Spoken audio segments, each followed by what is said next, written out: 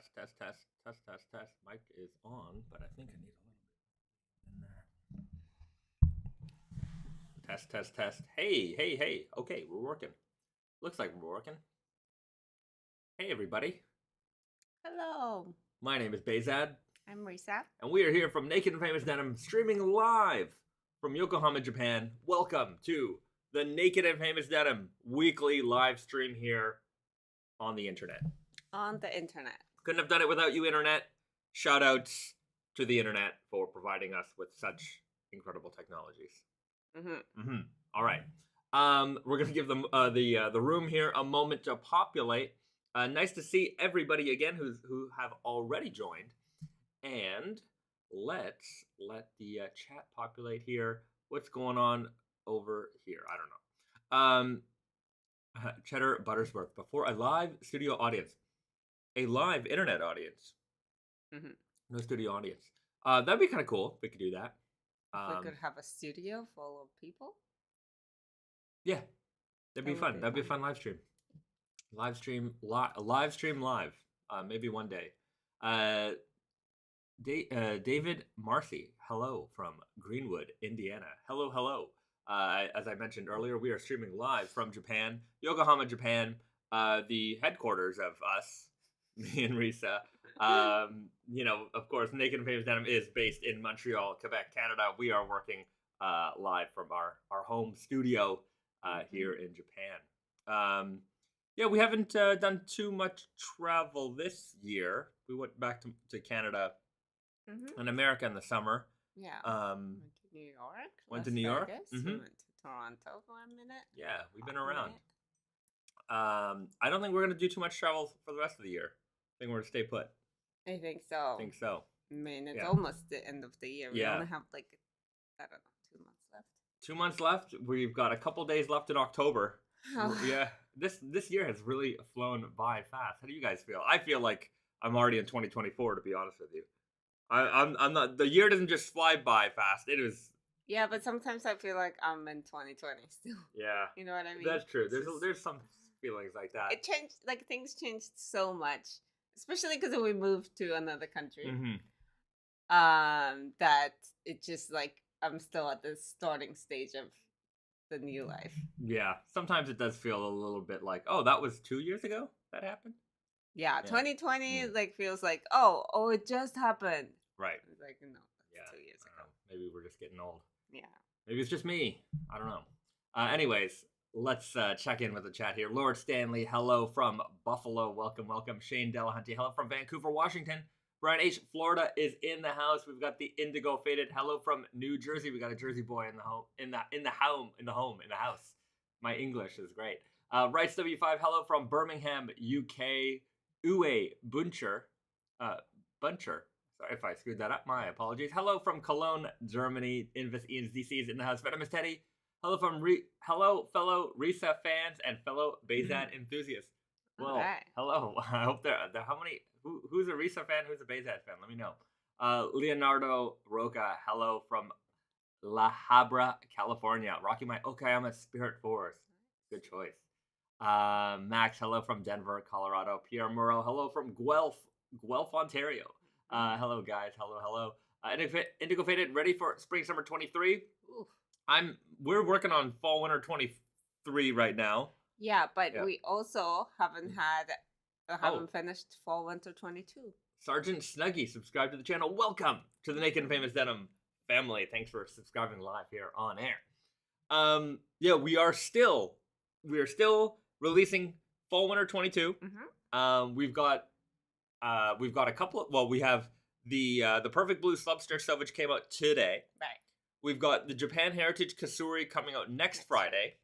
I saw for those people who are waiting for it, who want to get it early, I think Blue Owl Workshop has it out right now. I think they released theirs today. So we're holding it off until next Friday. But if you want to sneak off and get a pair early, Blue Owl's definitely got them. But just open it up in another window. Keep watching the stream. We have blanket lines still to be released. That's right. Blanket line denim. JoJo is still tentatively scheduled for this year, although I'm starting to think it's going to move into early next year. We still haven't seen the samples, though they do exist in the world now. We just haven't gotten our hands. Yeah. So we're the samples are in Montreal. We're photographing them. And as soon as we're done with the photographs, they're going to send us some samples so we can show those off to you guys. So hopefully in a few weeks, we'll have all that stuff sorted out.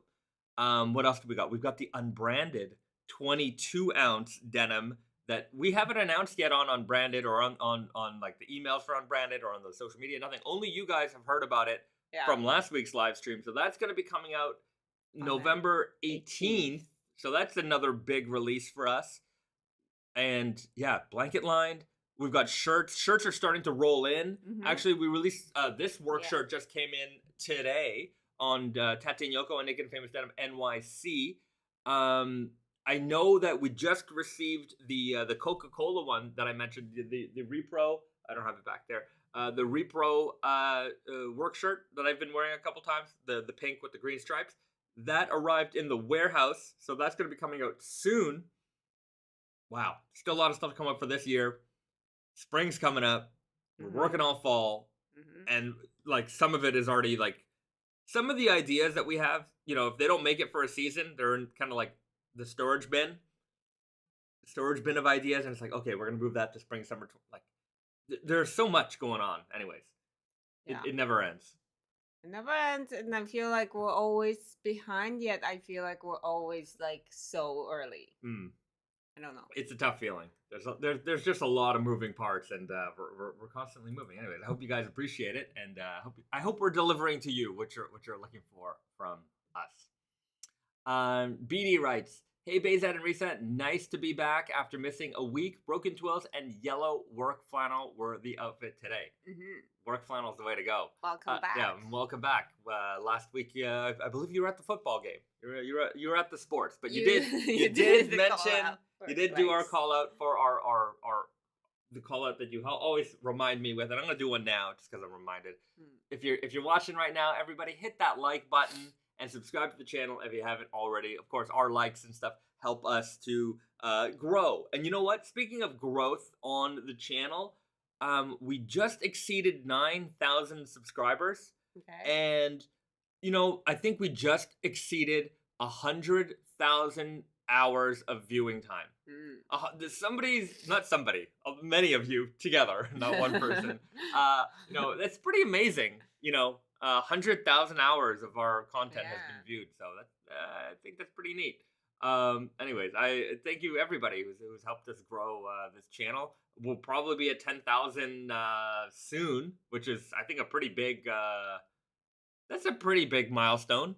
I'm not gonna deny that. Who's denying it? I'm not. But yeah, 9K subs. We're almost there to 10. Everybody, you guys are the best. You're what makes this Raw Denim, Naked and Famous Denim community so special. I'm glad to have people like you out here. All right. Dennis, blanket lined equals jeans and jacket. Yeah. We have a chore coat.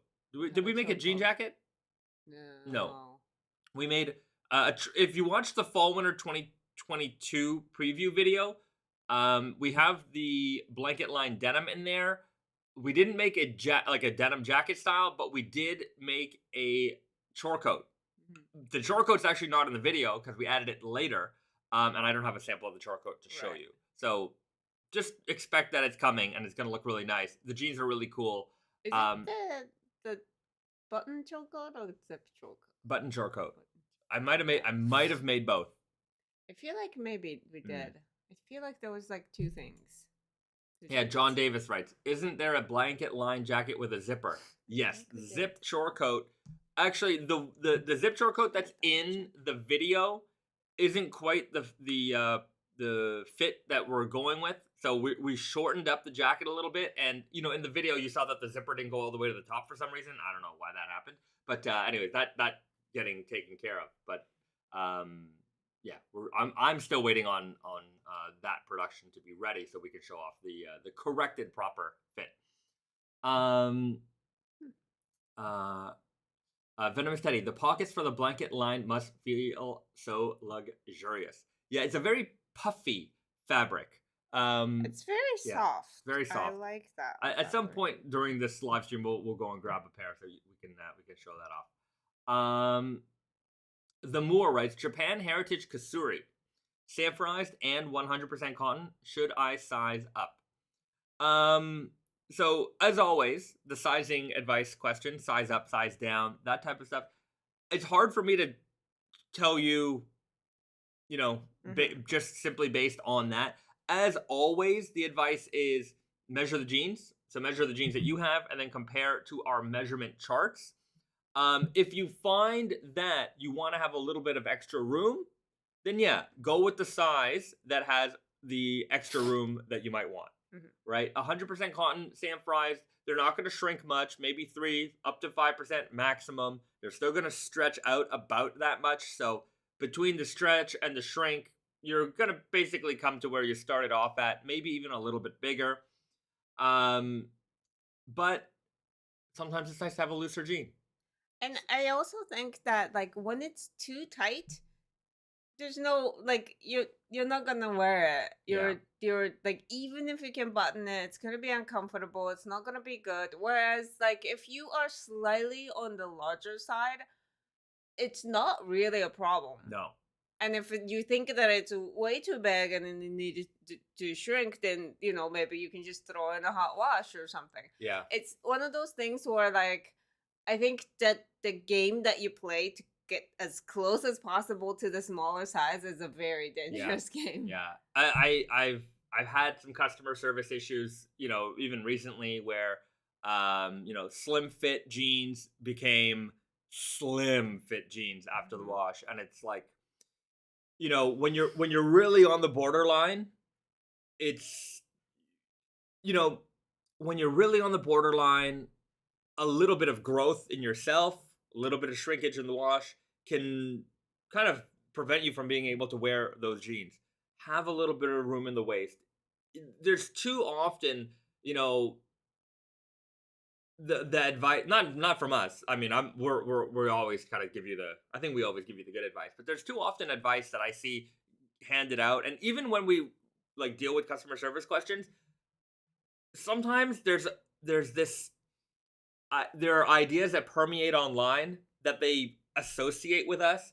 You guys told me to size like this. Yeah. Or you guys told me to never wash for the first, 8 months or whatever. And we're like, we actually never told you those things.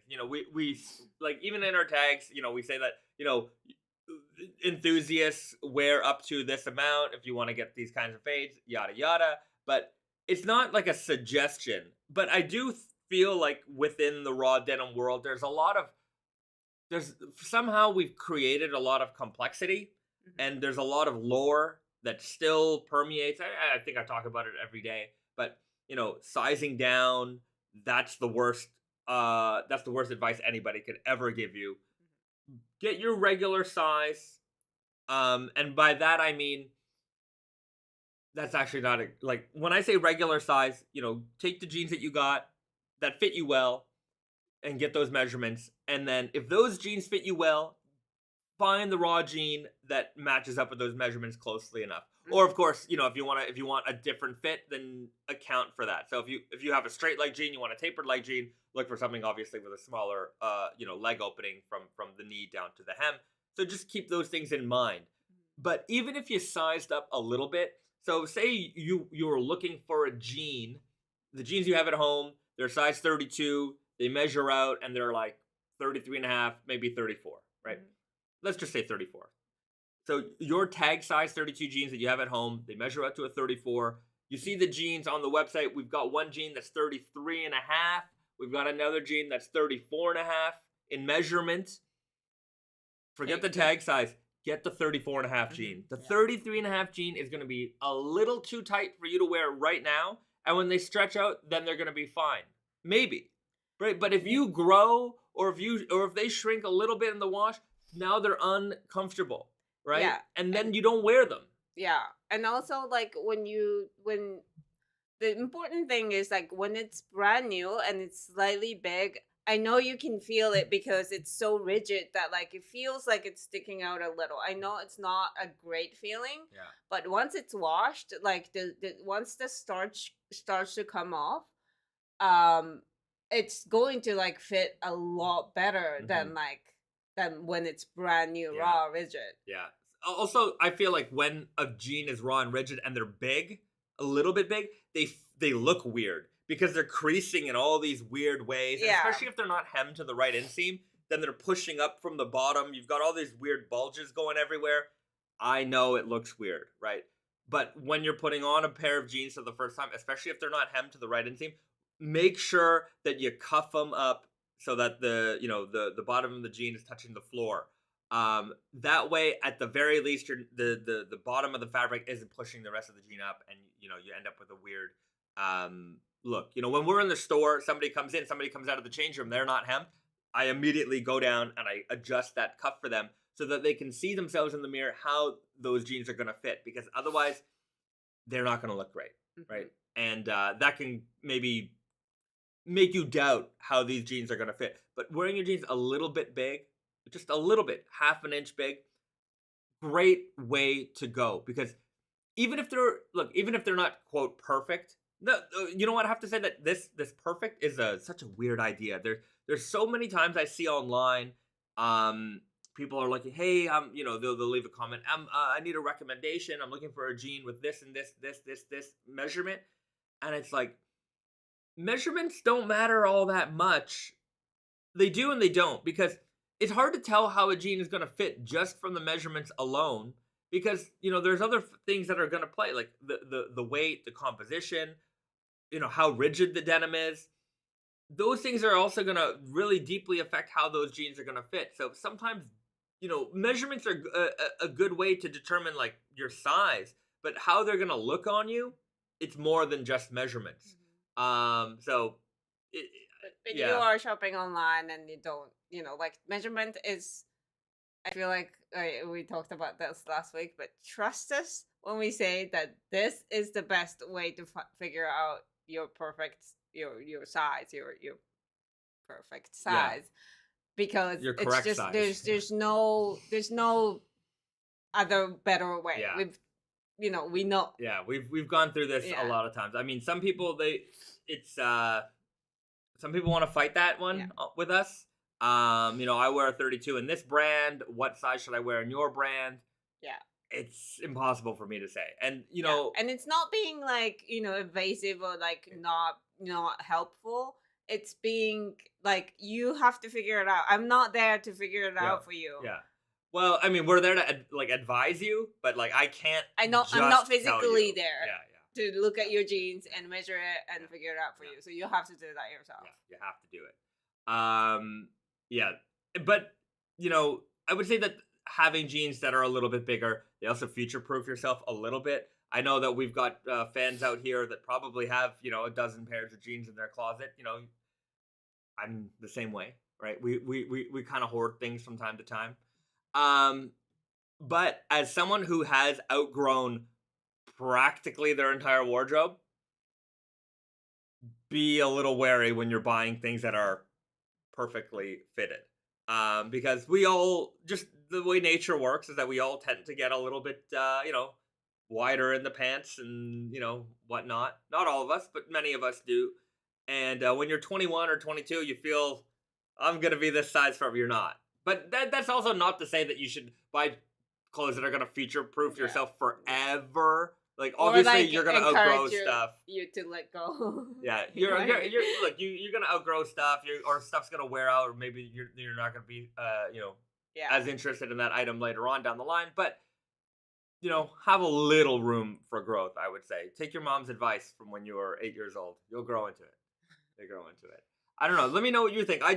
That's just the way I've been dealing with things now. I just want things to be a little bit bigger, a little bit looser. Not that I expect myself to get that much bigger, but I'm also at the point where I'm you want to be comfortable. I want to be comfortable all the time. Just all the time. I'm like, if I'm compressed, I'm like, ugh, no thanks. I don't want that. I don't want to have to struggle too much for my my style. Yeah. But I guess that's also an age thing, I think. Yeah. Yeah. Let me know. Were you guys, when I was young, fitted. Everything was fitted. It had to be fitted. And I'm not interested in that anymore. Yeah. And also you sit a lot these days. I do sit a lot. Yeah. So like when you're sitting, you need that extra, half an inch in your waist. Yeah. Certainly. Right. That's a big one, right? Because even if you got the jeans and, your jeans you have, look, if the jeans you have at home are a 34-inch measurement and they're good in the sense that they have that room that you need, account for that also, right? Like you don't need to then size up even more. But if the jeans that you have are fitted and you're, that quote unquote might be, how can I say it? If the jeans that you have right now are fitted at whatever measurement they are, if you're okay with that, then okay, fine, right? Look for that measurement. But even then, my suggestion would be get it a half an inch bigger, get it a little bit bigger, and you're gonna be okay. Especially because I'm sure you've all bought jeans that are just enough room to button up when you're standing up, and then a few days later of wearing it, like your like only your waist is just like stretched out by like half an inch. That's because your body needs that half an inch. By sitting, by moving around, you're stretching that cotton just as much as you need. And sometimes you don't even realize that, but like you actually needed that room, so like it's stretched out. And again, like when you wash, every time you wash it, that you lose that advantage that you gained over time. Yeah. So you can play that game all you want, but it's like, again, like the risk factor of going too close to the absolute smallest you can get is a big one. Yeah. There's a couple requests in here for a higher rise skinny guy. And Lord Stanley 1893 writes, over the rainbow has the nice guy fit, which may work for you. So the nice guy is a slightly higher rised super guy. So if that's what you're looking for, try that first. See if that's the right fit for you. Alternatively, True Guy is coming. True Guy isn't quite as slim in the leg as Super Guy, but if you are looking for that more room, right, you might be able to find a True Guy that will accommodate you in the rise and be slim enough in the leg. So wait for the True Guy to come out before we start playing around with the Super Guy. But I think the True Guy is going to be the answer for a lot of folks. I think a lot of folks are going to be happy with that. Of course, it does have that wider leg opening. That is true. But the True Guy, but it may win you over. Another thing that you can do also with some of those wider leg openings is to just pinroll them. That was my go-to strategy for a long time with jeans, because I wanted a really, really tight leg opening, and I would just pinroll the jeans, and that would work for me. Yeah, because you actually needed the extra room in the ankle too when you're trying.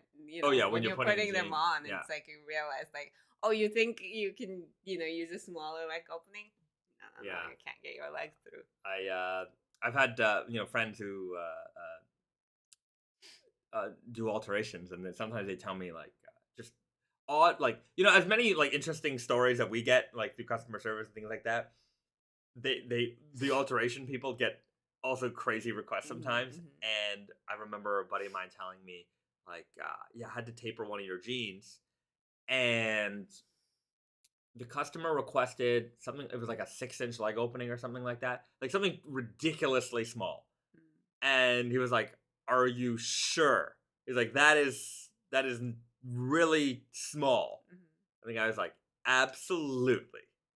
Gets them, can't get their foot through the bottom, and they're like, "I have a problem here." And anyways, they had to do some more alterations on the jeans, but I think that was a.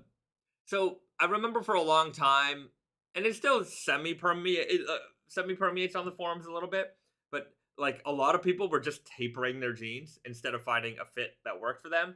And then you get into that mindset of like numbers, like, oh, I need these specs in order to get like the perfect fit.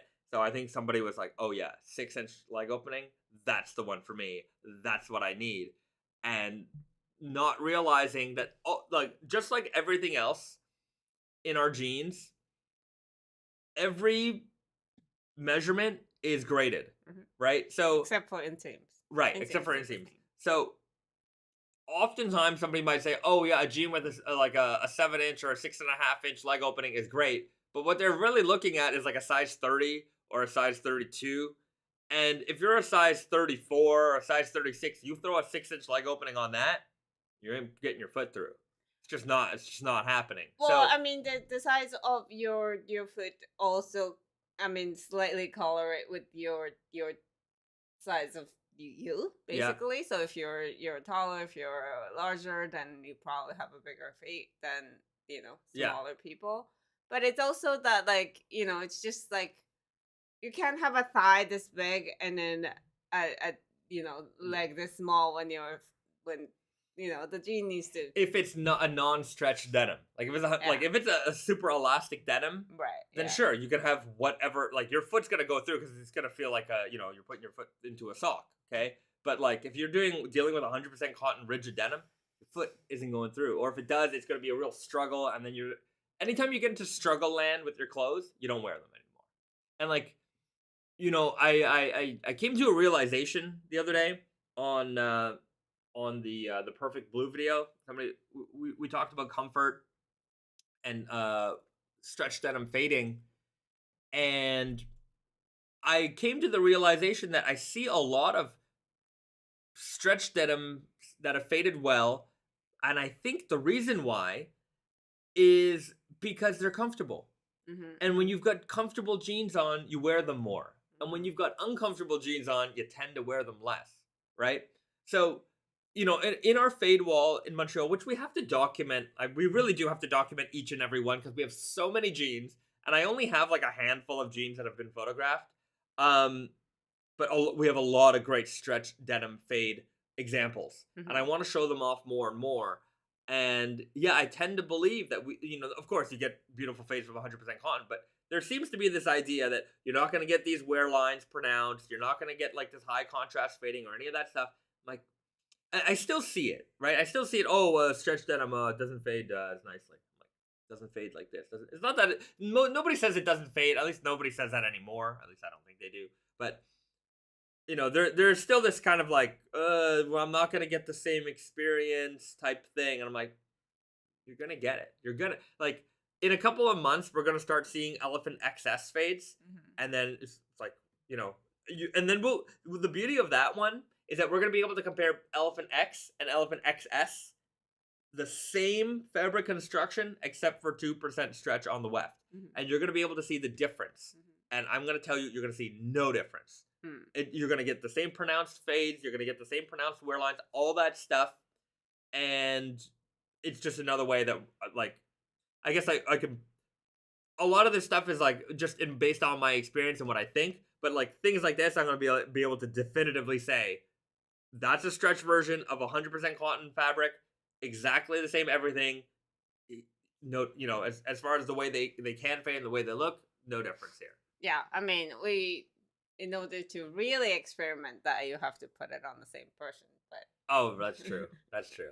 But I think this is the next step in my theorizing. If we had like identical twin, if you're an identical twin, if you are an identical twin and you want to participate in an experiment, but you have to have like the similar lifestyle. Yeah, similar lifestyle. If you are an identical twin, like if you work at a restaurant, you're twins.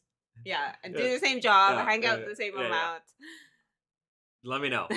I will donate pairs to science if you are an identical twin out there. I just so sorry to change your subject, but I just don't want to forget that somebody mentioned that I think the Moore or BD mentions that like they put down the measurements on the fade log. Yeah, that's a good idea to keep track of it.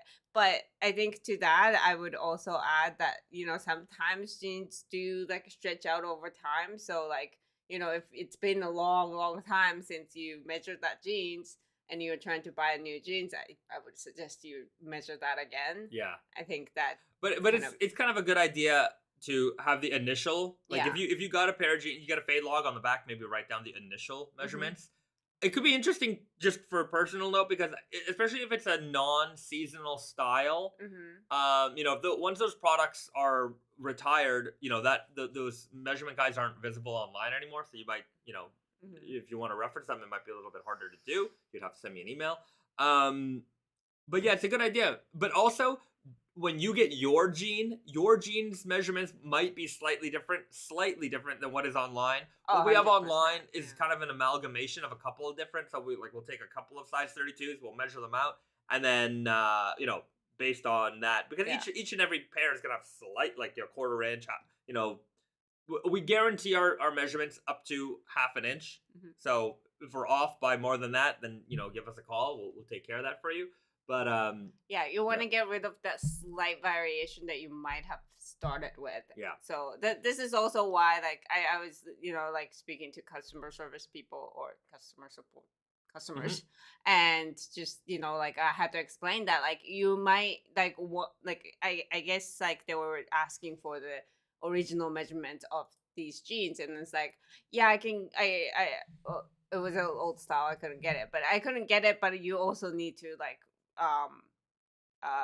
measure what you have currently now, instead of rely on measurements that we put on the website. Yeah, because that might have changed. You might have even started a little bit off, so it's very important that you kind of take the most current information. Right. Question. Sometimes I can see them, sometimes I can't see them. Are you talking about this? Yes. Zam Gatorade writes, do you have a super heavyweight flannel shirt? I feel like y'all used to sell one. Would love to nab one. We make heavyweight flannels every season. This one's pretty heavyweight. This came out today in 3 colors in the work shirt, so fairly heavyweight here. We also have in our easy shirt, so the classic button down sport collar shirts. We've got the heavy vintage flannel in red, which you might have seen me wear in some previous videos, and we've got a couple, and there's also a pale gray. There's also 2 more coming out very soon, so we always make heavyweight flannels. There's always something for you to enjoy from there. Yeah, and then the Melton that's coming out is even going to be more heavyweight. That one's like very thick. It's like a blanket. So if you like heavyweight flannels, we've got you covered. Cotton Melton update. Austin writes, hopefully soon. Basically, there's a lot coming out in November. Yeah. So, yeah. They are coming, though. Yeah, they are coming. Michael Udall, is the Japan Heritage coming out next Friday or the Friday after? Coming out November the 4th. So this coming Friday. Yeah.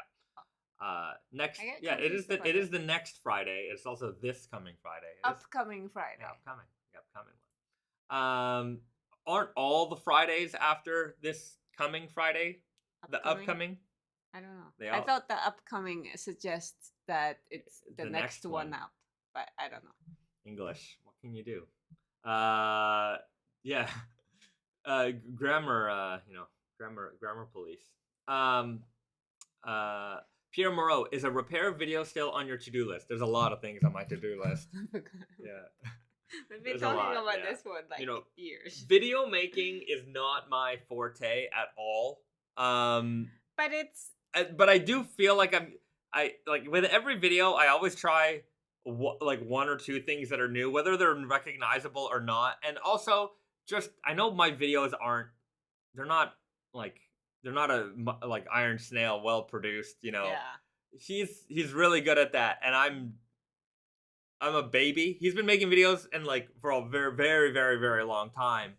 And I feel like maybe I have also. But at this point, yes. But like our videos, even the ones that are formatted like exactly the same every single week, like the release video or even this stream and stuff like that. Well, the stream is a lot easier. A lot easier because you don't. Yeah, but. The weekly release videos, like even that is very difficult, and I can't like the thing about repair videos, like we have to figure out from scratch how we're gonna shoot it and like what order we're gonna do things, and that just seems like a big takes a long task. time, especially when we have like that's not my main job. And I know that that's not Michael's main job either, but it's just a matter of time because every week we basically produce a a release video. And even within that, like when we're shooting like B-roll and all that stuff, it takes time. Like, it's like 5 seconds on air, but I shoot like 20 minutes worth of B-roll, and that doesn't take me 20 minutes to shoot. It takes me like an hour, maybe 2 hours to get like the lighting and the angles and all that stuff right in the setup. So yeah, because you're not just taking that, you're taking the fit shots, you're taking like different shots. It takes a while. But look, Devin McGinley, hi, identical twin here. Not joking. Love your jeans, Devin. You send me a message. We're gonna if you and your twin wanna do a fade test with us. Yeah, we'll hook it up. I hope you're very close to your identical twin. Yeah. Let me know. Okay, if this is a challenge you'd like, I think this could be pretty fun. That would be very fun. Yeah. So. Reach out to me. Hit me up on Instagram, my personal one at BAHZADT, or on the Naked and Famous Denim Instagram. I'll find it there. Either way, it's easier to find my personal one because I don't get as many DMs. The work one, it's flooded. So, anyways, we'll connect. Okay. Rice W5, how about a heavy denim winter coat, 40 ounce or as high over that as possible? I don't think you want a 40 ounce winter coat. It's not gonna be like winter coat, at least to me, sounds like something that really needs to keep you warm. Yeah. And denim, as much as it can keep you warm, it's not like a down jacket or a wool jacket. It's not as insulating as some other material. Just because it's thick, it's nice because it's durable and tough. But for a winter coat, I think you want, like, I wouldn't recommend like our elephant jacket, for example, as a winter jacket. Like, if you want to layer it with like a heavy work shirt and or like a thick hoodie or a down vest, then sure, like it's part of your layering, like, kit. But on its own, I think it would not be a suitable winter jacket. But it also depends on, look, it's the winter. How much time do you spend outside?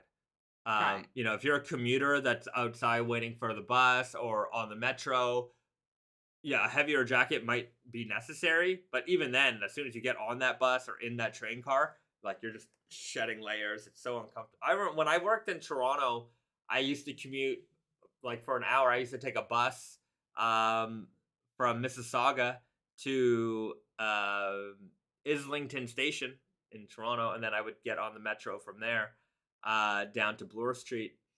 But yeah, when you're waiting outside for the bus in the wintertime, especially in Canada, and those buses are running late, 10, 15 minutes late sometimes, and it's minus 23, you need that winter jacket. You really do. Or like when you're waiting for the bus at the station, and that bus only comes twice an hour.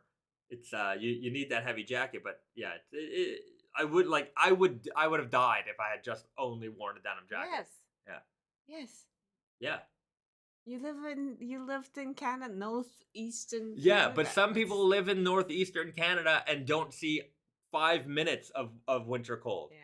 They go from their house to their car to their office. So it all depends on you. Just like a basement, access to. I mean, even if you don't drive, if you live like close to a metro station, you might only see 5 minutes of outside each day. Yeah. Sure. So definitely, your lifestyle makes a big difference. But but your whole life throughout the winter does not revolve around 5 minutes of outside every day. I don't think it's just sometimes you go out, sometimes you do things that are not work. Sometimes. I don't know. I just can't imagine not needing a winter jacket. I went a long time without a winter jacket. I definitely did. Sometimes I just felt like layering was the way to go. But as soon as I got a proper winter jacket, I'm not turning back. That's it. I want to it's just like the guy in every time there's a big snowfall in Canada. Yeah. There's up to there's a guy in shorts. There's always the guy in the bus stop, and he's got shorts on. There was a girl in my school who did that throughout all my school years. I'm sure that there's one in your class too. There's and then I would also say that Friday night or Saturday night in the club district, All the girls in Montreal. There's no jackets. They're dressed up and they are in their high heels. Skirts. Yeah. And like legs. Yeah. Bare legs. It's incredible. Insane. So, but yeah, denim jacket on its own as a winter jacket, I wouldn't recommend. Okay. What if you line it with Sherpa?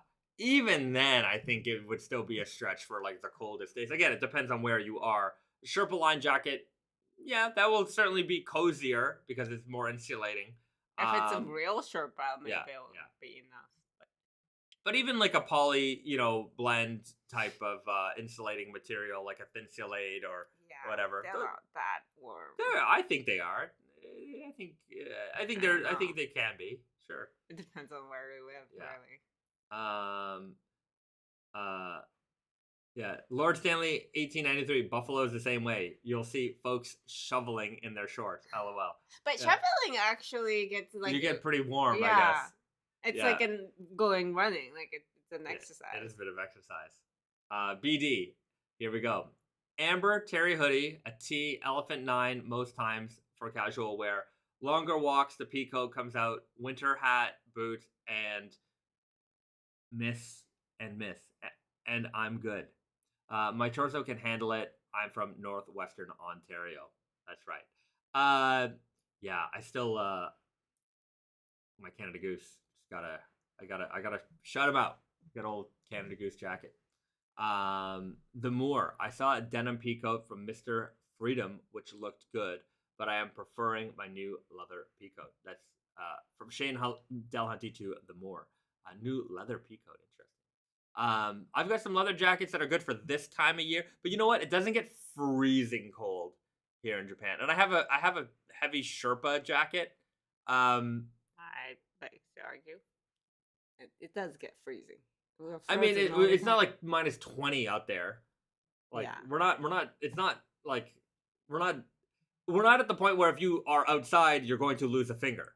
Yeah. Yeah. No. It gets cold. It doesn't get like, and it certainly can get uncomfortable, but it doesn't get to the point where if I'm not wearing the proper clothing, I'm going to die. Yeah. But I mean, leather jacket is good for the pre-winter and post-winter, but like real winter, I think just leather jacket like over a t-shirt or like a long sleeve shirt is not gonna be enough. Maybe not. I am in Vancouver and I can still get by in a flannel and my denim jacket. Yeah, Cheddar Buttersworth. Yeah, Vancouver, you don't get real winter. You don't get a real Canadian winter. That's not fair because you're in Canada and your winter is real no matter what it is. But how cold does it get? It doesn't get Montreal cold. Right. Yeah. But how cold? Like, is it? I don't think they get much snow at all. Does it get colder than like Tokyo?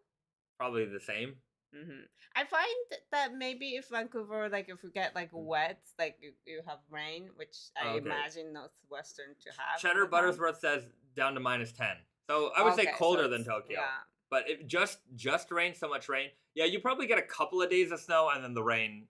Rain makes it so much colder though, I feel. Rain at like 3 degrees is really cold. Yeah, no question about that. And then you get that, that slick ice on the roads, but yeah, wintertime. It's ahead of us, guys. Unless you're from Australia, where it's backwards land, and you're gonna enjoy the summer soon. Shane Delhunty, leather is good for this PNY winter, Pacific Northwest winter, but not so much on the many rainy days. Right. Chris V, I'm from San Francisco. I wear the same thing all year. Well, there you go. Sunny California. Well, San Francisco is like, it's not that sunny. It's not that... Oh, no? No, Southern California is Northern sunny. California, it's cold. Yeah, I think San Francisco is like in the middle, but still, it's not like Southern California. All right. Yeah, Southern California apparently is paradise. It is paradise. Yeah. Well, even then, I would have Ugg boots and like sometimes wear jackets because it's like you're up by the water or anything like that at nighttime. And in the winter, like it's not like you can wear shorts and t-shirts all year. It's not Hawaii. Yeah. Shane Delahunty, San Francisco is NorCal. Is it? Maybe. I mean, California is long and big. It's pretty big. I'm originally from SoCal. All right, yeah, California's got the weather. It's a very big state. Yeah.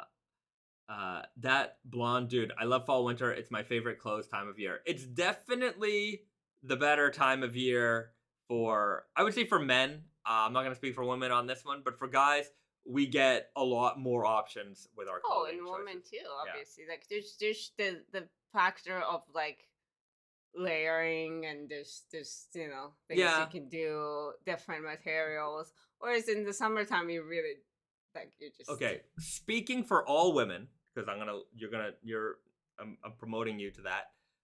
Do you feel that women prefer summer attire, spring summer attire, or fall winter attire more?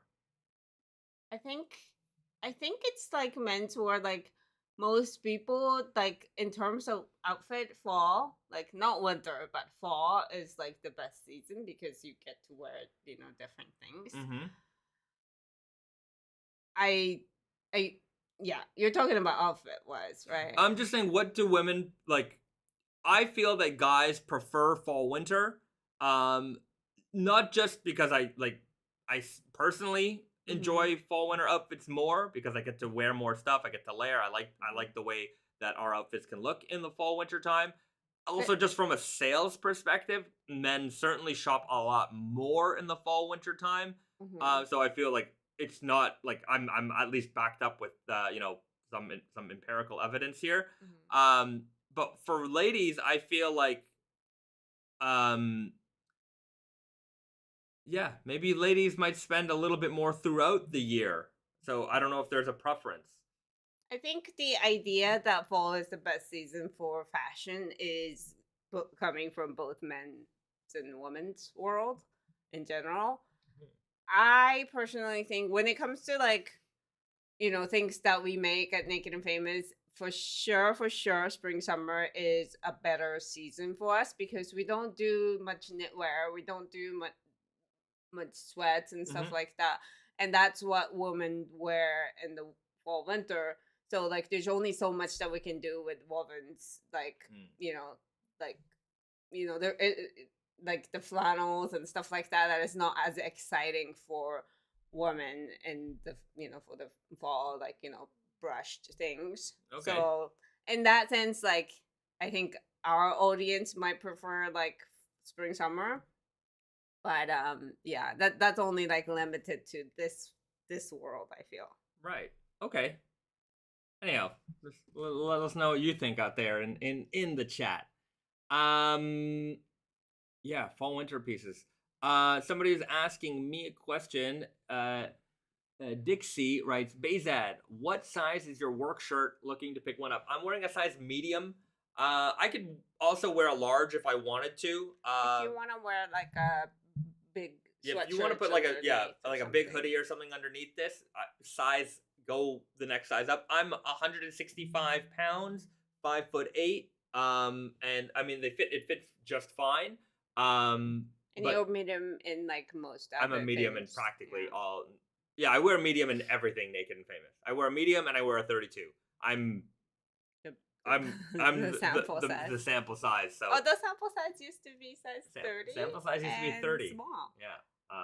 But yeah, we've grown. So I wear a medium. I wear like a 38, 40 jacket, depends on the brand. But yeah, that's my fit. Andrew Wright, I'm a season behind everyone else down here in Australia. Just now switching from heavyweight King of Slub to Bluebird. All right. Yeah, we were talking about Australia's backwards seasons. It must also be difficult in general because a lot of the like North America and Europe, their fashion schedule is basically the same. Mm-hmm. And so the collections just aren't catered towards 100%. Australia. Like every time, we have an Australian retailer, they're buying, it's so difficult because they have to find the pieces that are like the least like that season. I mean, in denim, I think it's not that hard. Yeah. Because, jeans. You wear that all year. But yeah, but one thing that we started doing more in the spring summer collections is like I would say more hardcore options, heavier weights, things like that, because January, February, March, April, still cold. If you're in the Northeast, still cold. So I remember when I worked at Holt Renfrew department store in Canada, we would get like, I guess that people go on holiday and things like that, but we were getting a lot of spring summer deliveries in like December. So we're getting like swim shorts and like neon colored t-shirts and just like all the bright colors were showing up, and everyone was, customers would sometimes be offended. It's kind of like when you hear Christmas music in October and you're like, come on, man, we haven't even finished Halloween yet. Like the Christmas music I've already started noticing it here in Japan. Also, I like sometimes, Japan, they don't really do Halloween that much, but but also like just the idea of, like in America, there's Thanksgiving. So like until Thanksgiving it's over, it's not Christmas time yet. But it's when I worked at Holt Renfrew, we Christmas music started November 1st. That was their policy, and like.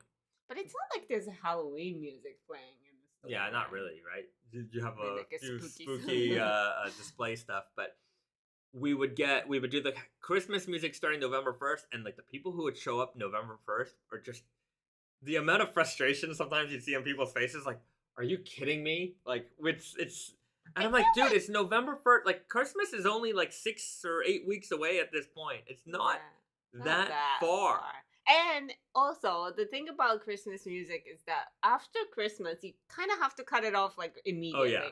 So like anything after 26, so like you're not playing those music anymore. So if you want to enjoy it, you have to enjoy it ahead of time. Yeah. Man, Oak Odell, all I want for Christmas is, Mariah Carey insert. Absolutely. I will listen to that song forever. I don't find that song to be annoying or anything like that. Mariah Carey is... It's not annoying at all. I love Mariah Carey. Yeah. But yeah, I'm fine with Christmas music. I like it. The Charlie Brown Christmas special album, that's the perfect Christmas album. Yeah, I could listen to that all from starting November 1st. I'm gonna play it every day at home. Not all year. Yeah. I mean, the fashion that it goes like way before the time is becoming, I think, less and less of a thing because, like the mindset of like fast fashion and stuff like that. You're not like really like you want like you might plan a little ahead, but. And there's on the other side of the argument, there's like more pre-orders and there's more things that you get to learn about way beforehand. But I think it's just like instant gratification of like retail that like you buy it and you want to be able to wear it right away is still like a big thing. Yeah. So like even in our like spring summer collection, we want to start off with like a heavier weight denim or like maybe a long sleeve shirt instead of like go right into aloha shirt and lightweight denim. Yeah, some of you might live in environments where that makes sense, but a lot of our customer base in Europe and North America, it's cold. Like you see that aloha shirt on January 28th, and you're like, I'm not gonna wear that for like 3 months. So you're less. It's it's just not the right timing. So. Anyways, we try our best to put the product out for the time of the year that it's meant for. I mean, it's called the spring summer collection, but it's really like a winter spring summer collection. Yeah, winter spring collection. Yeah. It can get into summer. Yeah. All right, we've got some Christmas music love in the audience today. Cheddar's Buttersworth. Oh man, Christmas commercials on the 26th are depressing. Yeah, it is odd sometimes to see those Christmas commercials that still play later on. Yeah. Right 75, my shop got the Christmas cards in about 3 weeks ago. I would say that is, if you got them in 3 weeks ago, I mean, if you're putting them out on the floor, there might be a few people looking at them. But by the time November 1st rolls around, like, people are really starting to think about that. Like, because you got to get ready. It's especially if you got a big family, you got all these things, so many occasions that you just got to be ready for. Get those Christmas cards, get them in a drawer somewhere, just have them on hand. Because trust me, when you're looking for one, it's going to be very annoying that you have to go out and buy one. Just put them in your drawer. Be ready for that. Lord Stanley 1893. That's my mom's favorite Christmas special. Charlie Brown. What's my favorite Christmas special? Charlie Brown's a good one. I like Rudolph. I really like the Rudolph the Red-Nosed Reindeer one. The stop animation. Yeah, it's like the little stop animation. Like a Wall-E. Yeah. Yeah, Hermie. And Rudolph and Santa, and anyways, it's a good one. What's another good Christmas special? The Kenny versus Spenny Christmas episode. I'm gonna have to say that one. I definitely watched that a lot during Christmas time. But yeah, I'm looking forward to Christmas. I like it. Junior, does Japan do Christmas music? Oh yeah. Japan does Christmas, I would say, pretty well. It's a little bit different. It's not so much like the family get-together type thing. It seems to be more of like a couples romance thing. Or young people's like party. Right. Like, yeah. I don't know. Like you don't have the obligation to spend Christmas with your family. You do that for the New Year's. Yeah. So Christmas is more of like among friends and like your girlfriend kind of thing. It's like it's certainly an imported holiday. Yeah. Like, but I mean, if you have like small children and stuff like that, like you probably spend it with your family, and that is kind of like, how Kentucky Fried Chicken comes into the picture. It's like, like take out from KFC and have a nice meal at home. It's right now in the grocery stores they're like booking Christmas cakes. Christmas cakes are the big thing, and Kentucky Fried Chicken is. I would imagine they're already starting to take pre-orders for their holiday feast. Yeah, but just like Halloween, like over the years, I think when when we were little, like my generation was small, like it was much less of a thing, and now it's more of a like thing that because we consume, I think, more Western things that were like starting to get it. Like Halloween was literally like I went to school in an area where there's a lot of foreign family lives, and like a very residential area. So like we saw some like foreign kids go dress up and go trick-or-treating sometimes, but that was like the only place you even saw Halloween stuff. And now it's just like everything is Halloween. Yeah, but I don't know if kids are going around trick-or-treating. No, I don't think that's a thing. Like it's mostly an adult like party situation. Well, kids too, and they dress up and all that stuff too, but they're not going door to door asking for candies because nobody's gonna have them. Yeah, nobody knows about that. Like there's no, Also, I mean, it's just a little like, I don't know. It was great. I loved it. Yeah, maybe it works in like.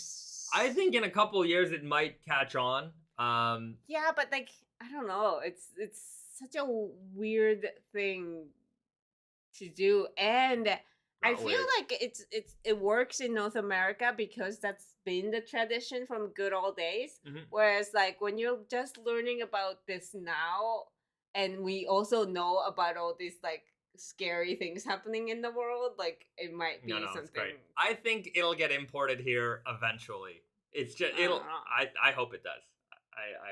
Stranger danger. No, stranger danger doesn't apply on Halloween.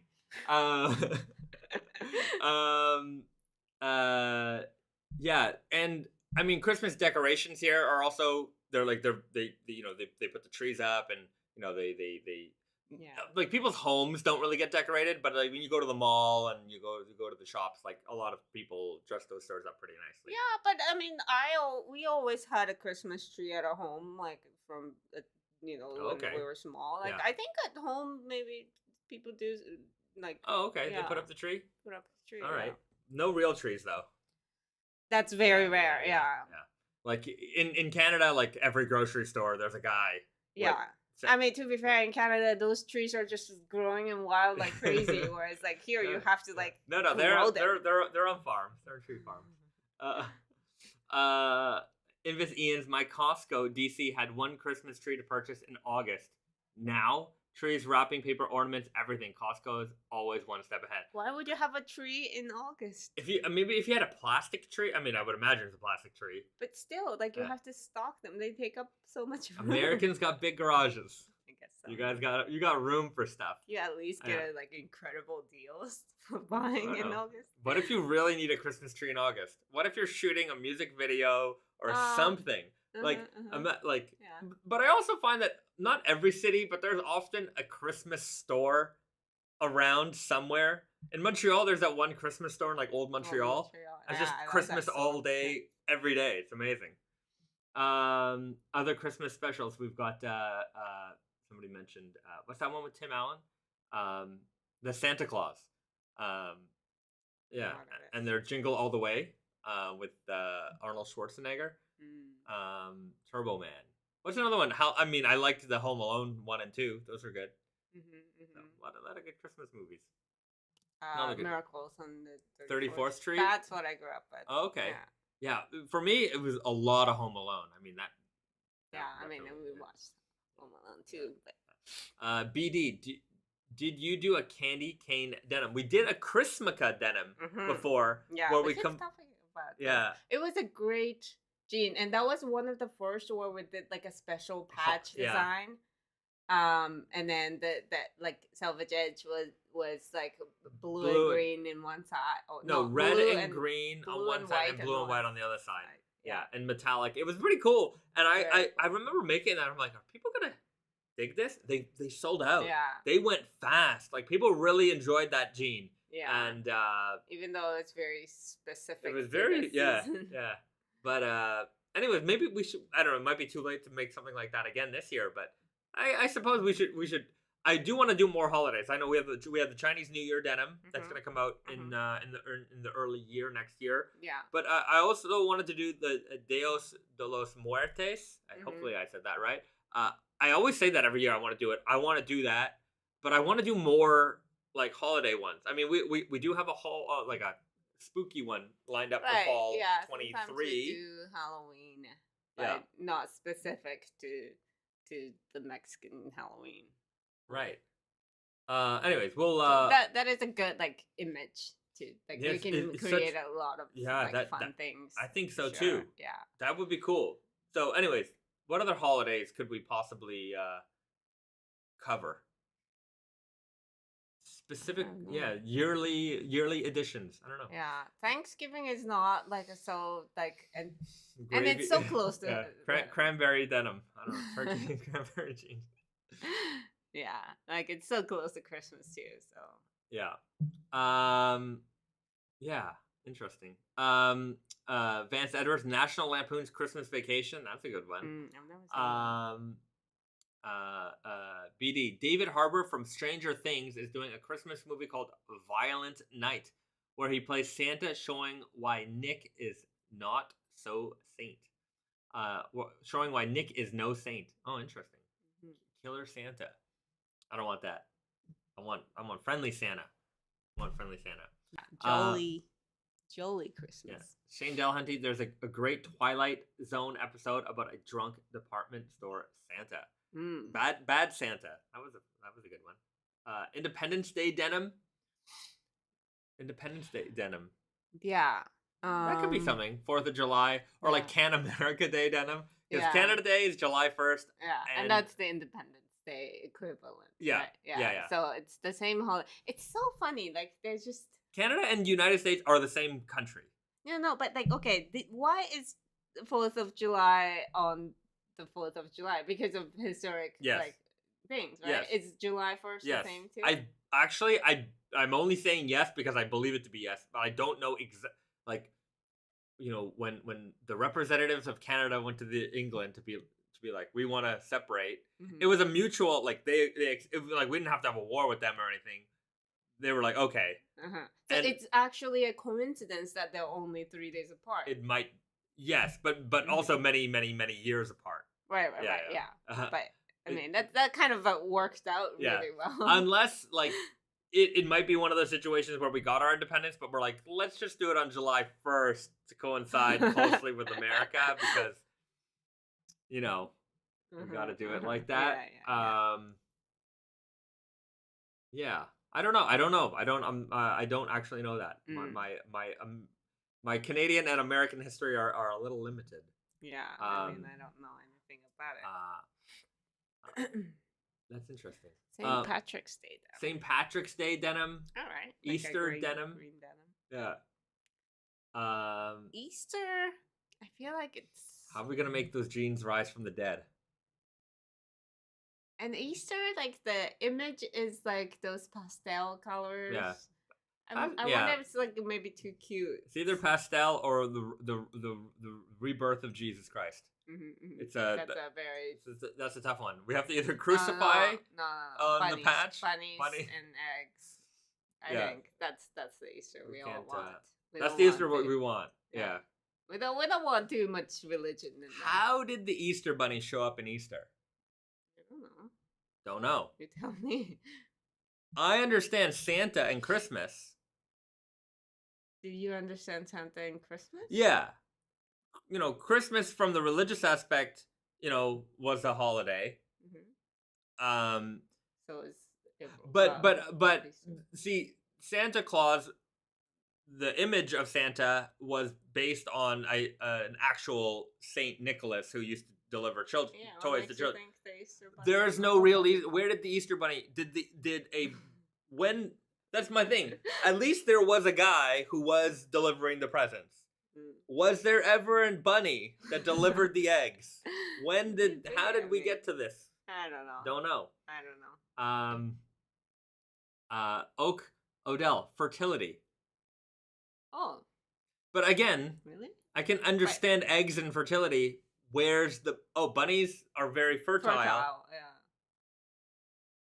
But like, where does like the rebirth of Jesus come to connect to fertility? Spring, fertility, rebirth of Christ, or the resurrection, not rebirth, the resurrection of Christ. Yeah. Don't know. Don't know how those wires crossed. Like, I can see the fertility bunny eggs connection, but that hasn't. Yeah, I don't know how the Easter bunny got involved in Easter. Don't know. Somebody knows the answer. I don't know the answer. But yeah, that'd be tough. I don't know how I would make an Easter jean. Okay. Cheddar Buttersworth is the commemoration of the British North American Act of 1867, July 1st. Okay, so it did happen on... Well, so July 1st is the commemoration of the British North American Act of 1867, but did that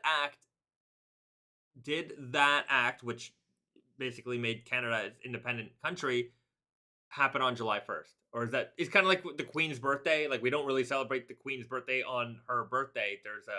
There's a day designated for it. Really? Yeah. I don't know. All right. We're getting into a weird territory here. Venomous Daddy, does Japan have moon rabbits made of mochi for Easter? They make mochi. They're not moon rabbits. Yes, we do have the concept of moon rabbits and like watching of the full moon. But they're not made of mochi. They make mochi. It's like when I guess from Japan. I also have a hard time seeing this, but you know, like the old thing is that you see the moon on that day. There's a shadow of rabbits, you know, making mochi with the what do you call it? Like, the hammer? Yeah. And mallet. Yeah. So that's the thing came from, and then we have the motifs of the holiday is mochi and rabbits. Yeah, but mochi rabbits, like the West, has chocolate rabbits. Not really. Not really. They're not. You're not. Because I mean, I feel like it's too close. Yeah. No, and it's like you have a rabbit shaped mochi. It's kind of like too cruel. I don't know. But yeah, like rabbits are the ones that are making the mochi. Is the idea? I think. Right. There's some talk about the history of Christmas and holidays. Yeah, I mean, you know, I'm sure as many peoples traveled around. They picked up traditions from the locals and things like that. So we're just talking about that in the chat. There's also a story about the god Odin delivering Christmas presents.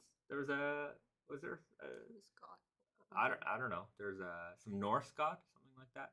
I missed it the somewhere here. But there was a Russian guy, Saint Nicholas. That's what I heard. Anyways, we'll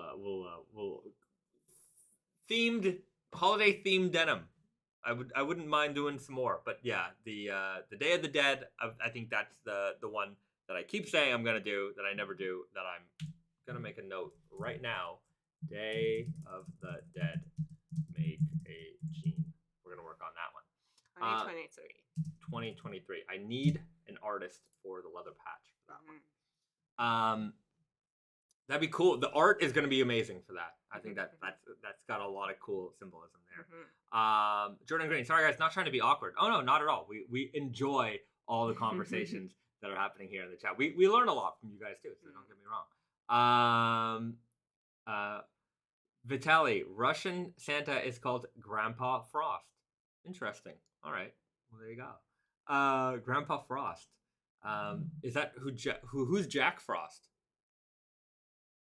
I don't know. Who knows?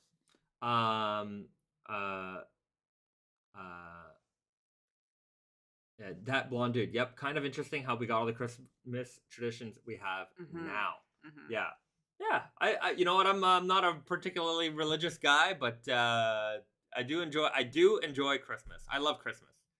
Yeah. I love everything about Christmas. I love the trees. I love the food. I love the candies. I love the songs. I love it all. Everything. I think you tend to like popular culture things, and Christmas is literally that's the Super Bowl.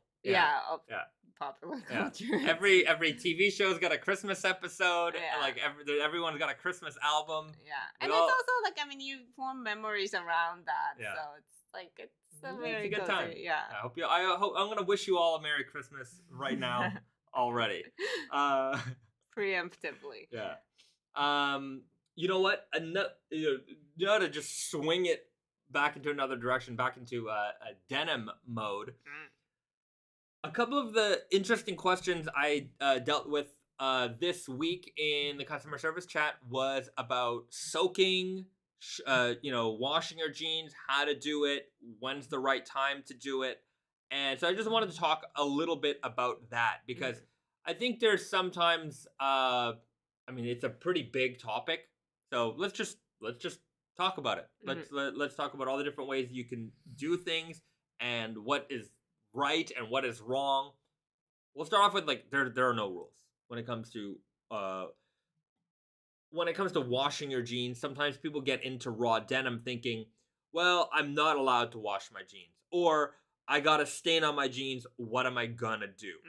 And the answer is if the stain can be brushed. Like if you don't want to wash your jeans, you want to keep wearing them for a long time. And the reason why we wear our jeans for a long time isn't because there's some sort of stigma against washing your jeans, right? There's no hard rule that says don't wash your jeans. The reason for not washing your jeans is because you want to create a high contrast fade, right? You want the wear lines in your jeans to be very, very pronounced, and by wearing your jeans for a long time without washing them, it allows you to create a lot of contrast, right? And I've got some examples. So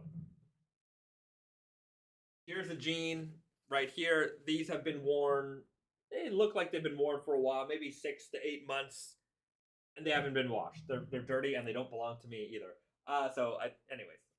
You can see, hopefully you can see with the lighting, you've got the pocket fades showing up around here. You got these wear patterns that are happening. You got the whiskers on the front lap, right? You can see on the knees here that, clearly this is a different color from the rest of the denim. And you're getting this in such a higher level of contrast because they've been worn long enough without washing, right? And these kind of prominent lines. For people who want to have that high contrast fade, you want to wear your jeans as long as possible until you can kind of achieve that level. Until you can see that your lap and your whiskers and your behind your knees, they've faded dramatically enough that they're noticeable from the darker portions of the denim. Maybe the color that is closer to the original color. Yeah. Right. And the fact that like if you wash it, every time you wash it, there's the rigidness that goes away. So the idea is to settle those creases at the same place every time you bend your knees. The easiest way to do it is keep the like fabric crisp enough that once it's folded, you continue to fold it the same spot. Yeah. And so when it comes to like achieving a really, really high contrast, when you get to that point, when you wash it, you're washing away layers of indigo. But because those areas have had more indigo taken away, they're also going to fade, less uniformly than the rest of the fabric. So if you want to create a denim that has an overall, big contrast between the darker parts and the lighter parts, you want to wear them as long as you can so that you can get to that point before you're washing them. I hope that part makes sense. So some people feel like, well, I'm not supposed to wash these. And I've gotten to 6 months and they're not like, what am I supposed to do now? Or why is there a time limit? Let me put it, there isn't a time limit on this. Like if you can get to this point in 3 months or in 4 months. Yeah, and some people can. Some people can. You can start washing your jeans if you want. The longer you wear your jeans without washing them, the higher the contrast will be between these wear lines and the rest of the denim. And so when you wash them, you're going to keep that same ratio of contrast, right? So the longer you wear them without washing, the higher the contrast that they'll be, and then that'll continue on well into the life of the jeans. Because again, every time you wash it, the darker parts are going to lose, 5% of their indigo. The lighter parts are going to lose 5% of the indigo. But the lighter parts have already lost like half the indigo compared to the beginning already. So, you're going to keep that ratio going. Yeah, but the trade-off is the longer you wear your jeans without washing them, the more bacteria builds up in the areas that, maybe that gets the most what do you call it, like abrasion. Yeah.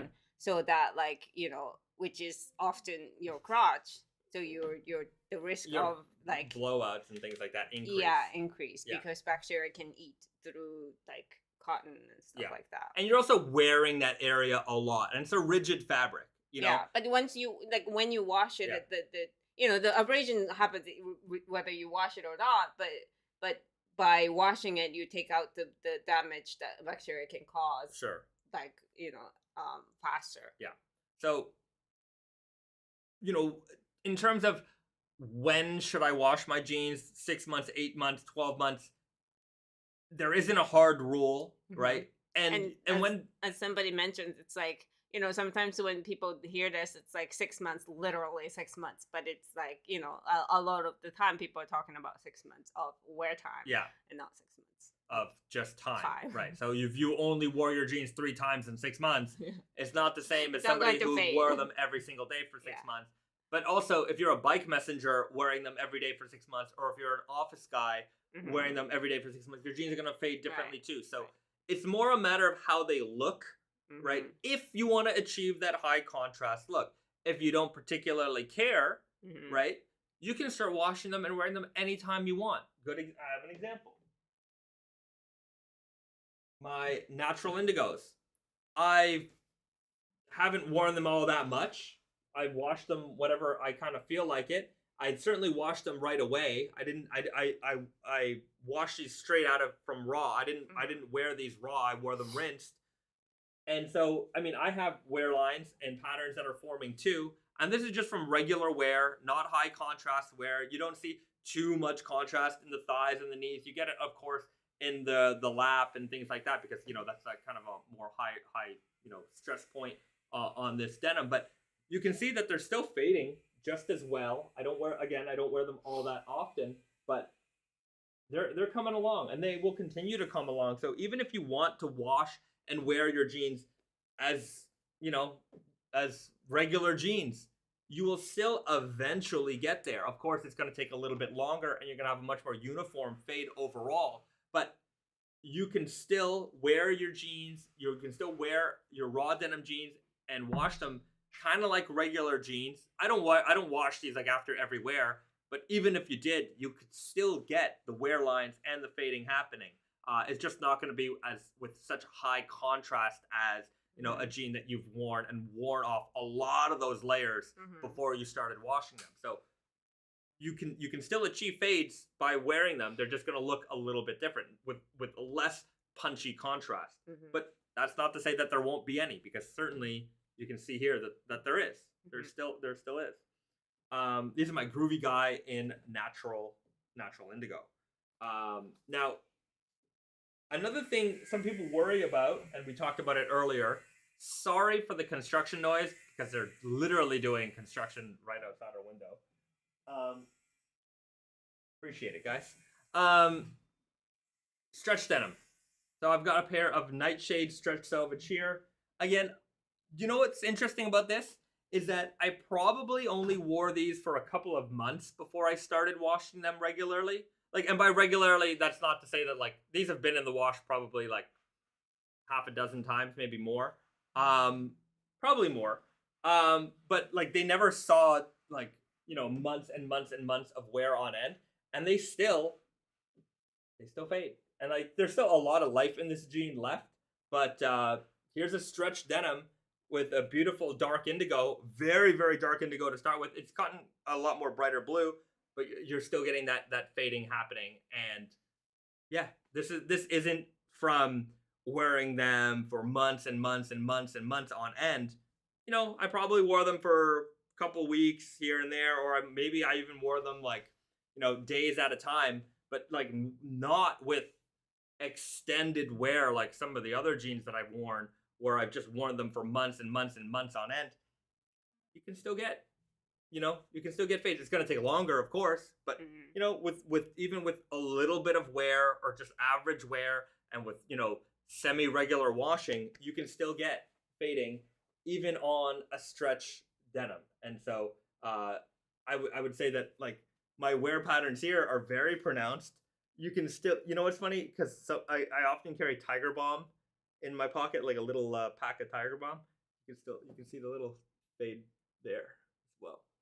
And not so much in that jean. I don't think I carried that around too much in this particular pair, but yeah, like regular wear, stretch, non-stretch, regular washing, you're still gonna get some fading happening. Now, again, both of these pairs have a lot of life left in them, but I'm not going the extreme route with these, and I'm washing. So I guess what I'm trying to say is that no matter what you do, your jeans are gonna fade.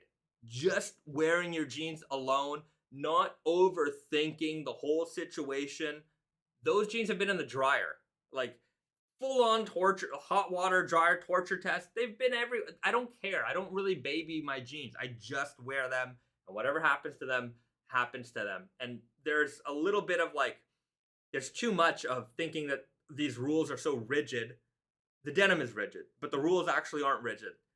Just wear them and they will fade and they will look great. Just keep wearing your jeans. Yeah. And it's just like you're gonna make some, mistakes along the way. Not mistakes per se, but like, to figure out what is the best, like, optimal way for you to like fade your jeans. Is very different from person to person. So, it's just like you don't carry like all of your baskets in one, all of your eggs in one basket, in a way that like, okay, if I mess up this jeans, like that's the end of the world. No, it's part of it. You gotta enjoy the like, oh, I didn't anticipate this happening to this jeans kind of thing. Like you gotta like relax a little bit to like enjoy the process and learn about it, rather than like be like, this has to be the perfect faded pair of jeans. Right. Yeah, I would say, right. There is the perfect pair of faded jeans is the pair of jeans that you faded yourself. Yeah, and that you enjoyed along the way. Yeah, there will be moments in your fade journey that that you're unsure of how these jeans are starting to look. I'm gonna sneeze. Sorry. Woo. Sorry. Um, I've been there, especially when I was new to Raw Denim. Had a pair of jeans. I wore them for months and months and months, and I'm like, okay, it's time to wash them, right? Like I have to go through this process, right? And I put them in the wash. I soaked them, and my first time washing my raw jeans, I soaked them. I put them in the bathtub. I let them sit there for a few hours. I put them detergent, agitated them, and when I pulled them out of the wash and they were dried, two things happened to me. One, I noticed on my wear lines, like some of the dye kind of trickled back into the wear lines, so they weren't as pronounced as they were, and the jeans were more blue. And I was so used to that like dark kind of black indigo, and I was like, and because I had worn these every single day for months and months and months, I was like, these aren't my jeans anymore. It felt so weird. I felt like I lost a friend, you know? I felt like this is my jeans that I had known for so long are no longer there anymore, and now I have these jeans that are more blue that you don't know. It's like that a I don't. stranger. Right, it was a stranger, and it felt weird, and I'm like, no, I like that dark look with the contrast, which is fine because I know that there are a lot of people out there who like that look of a unwashed, heavily worn raw jean. Absolutely, there's people who like that. I like that, right? But it took me a while to get comfortable with the idea that this is, even though I knew in my head this was an evolving garment, at least I thought I knew, right? I saw the pictures, I read the books, I was like, okay. But when I saw it for myself, I couldn't accept it right away. I was a little apprehensive. I'm sure I was a little bit nervous, and I'm like, oh man, what did I do? Right?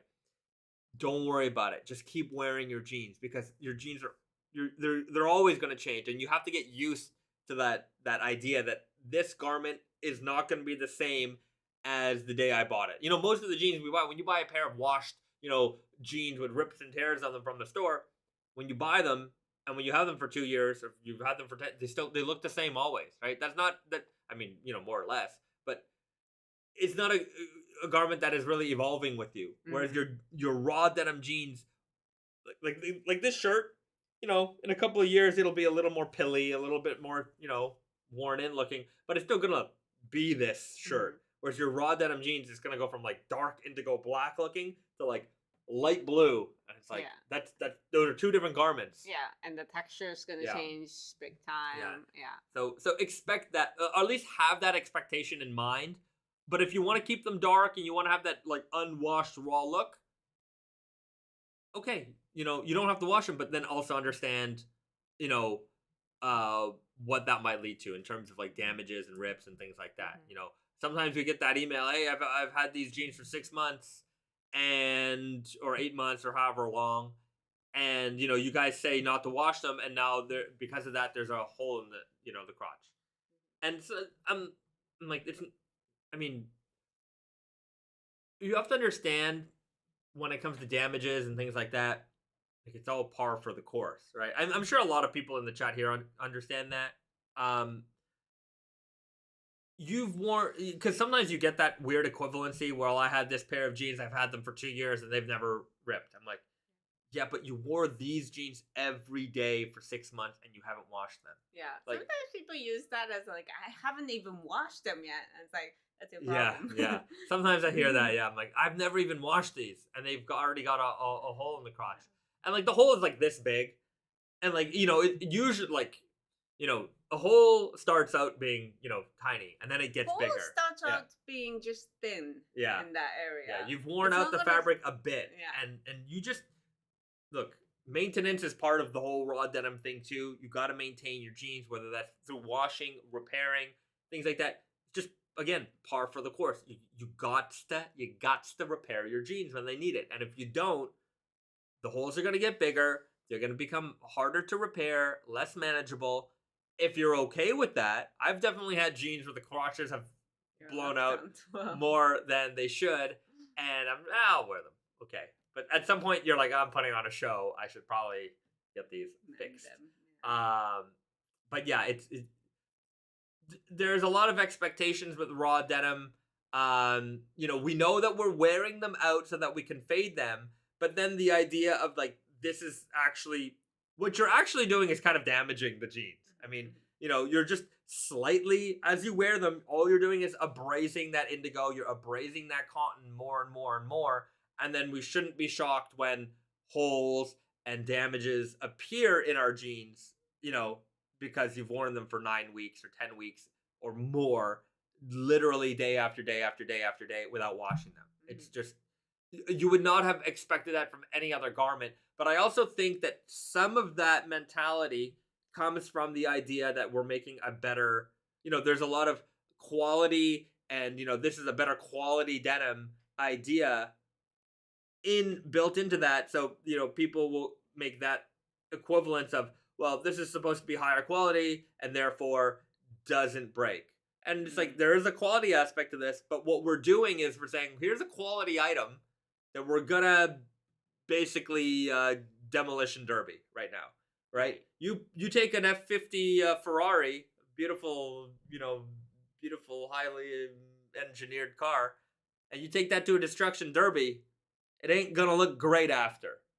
Even though it's a beautifully built car, the best car in the world, maybe, I don't know. But yeah, but that's what we're doing. We're taking, you know, artisanal dyeing, using the best cotton, you know, the best weaving techniques to make a high quality product that we're saying, take that for, you know, go beat them up. You rough them up. Yeah. And the difference between those cars and denim is that, like, in our opinions, it looks better as they get beat up and they get damages and they get repairs and all of that things.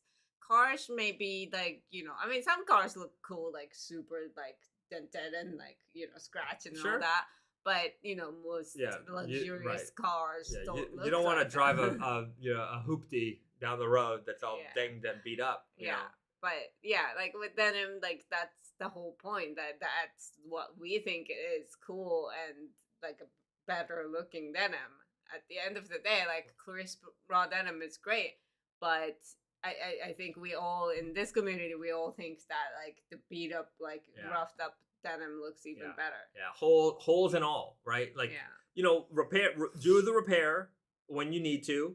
You know, if your knee is blown out, maybe you can let it ride for a little while, right? Maybe you want to have the rips to be bigger. Yeah. But, you know, when it comes to like structural stuff, you gotta. But you know what?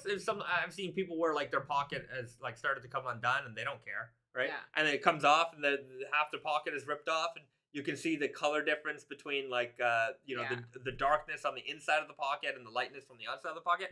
It's a common like pre-damaged, you know, denim design, and that's also part of it. That like, you know, in reality, knees are not the only places that's going to have a hole. It's in fact like if knee was the first place that or only place that the hole like forms on your jeans, you're doing something like weird. Maybe your job requires you to be on your knees all the time or whatever, but like that's the only case. Like if you live normally your life, like, you know, most people, then crotch is the place that you get the most abrasion and the most, you know, like I don't know, like damage. Yeah, it's a pretty common damage. You know, I think some people, maybe they've never had a crotch blow up before because again, they're not wearing their jeans to the same extent. But to be fair, I have some raw denim jeans. I've worn them hard, no crotch blowouts. Yeah. I've had other ones where maybe I didn't wear them as hard, crotch blowouts. It all depends. All it takes is a little bit of a nick in the fabric anywhere, and that nick can turn into a hole if you don't, you know, take care of it, right? And it's unfortunate that it's the crotch because nobody wants a hole in the crotch. Yeah. Like it doesn't look cool. Like the, you know, like the idea of pre-distressed denim looking cool is like usually just, you know, knees blowing out, like, you know, stuff like that. That's not reality, really. So that's just like maybe you were hoping that, and if a knee break breaks Yeah. or like That's they make a hole there, like you probably wouldn't care because you think that's cool.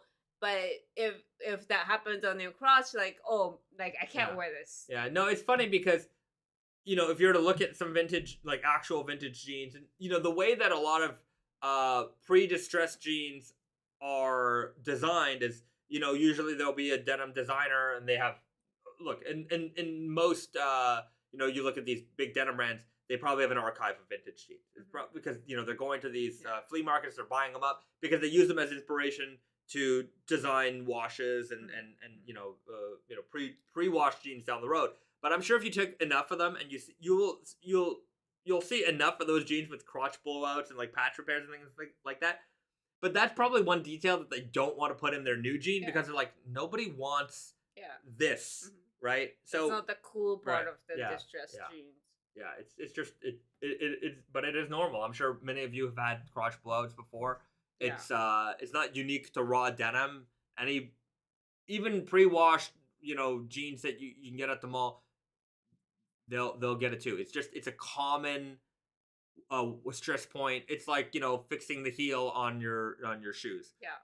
Some people wear out the back heel of their shoe and they realize, well, time to throw it out, right? Or some people are like, well, time to replace the heel, right? And just because you pay more money on the shoes doesn't mean that your heels don't like wear out. Right. Your heels wear out. Yeah. It's natural. That's what happens. And I mean, again, like going back to that, the only difference between the raw denim and the, you know, washed denim that you buy at the mall is that like you tend to prolong to wear without washing, and that really speed up the process of making a hole in your crotch. Yeah. So yeah, don't I'm like what I'm trying to say is, like, you know, if you're newer to raw denim, there are certain things that might happen to you that seem like, oh, this should never happen, and you'll learn that some of this stuff is actually pretty common and pretty normal and just part of the process. You know, nobody wants a crotch blowout. I get it. Like, yeah, I don't want it either, right? But it's just par for the course, and that you just have to understand what's going to happen in this process.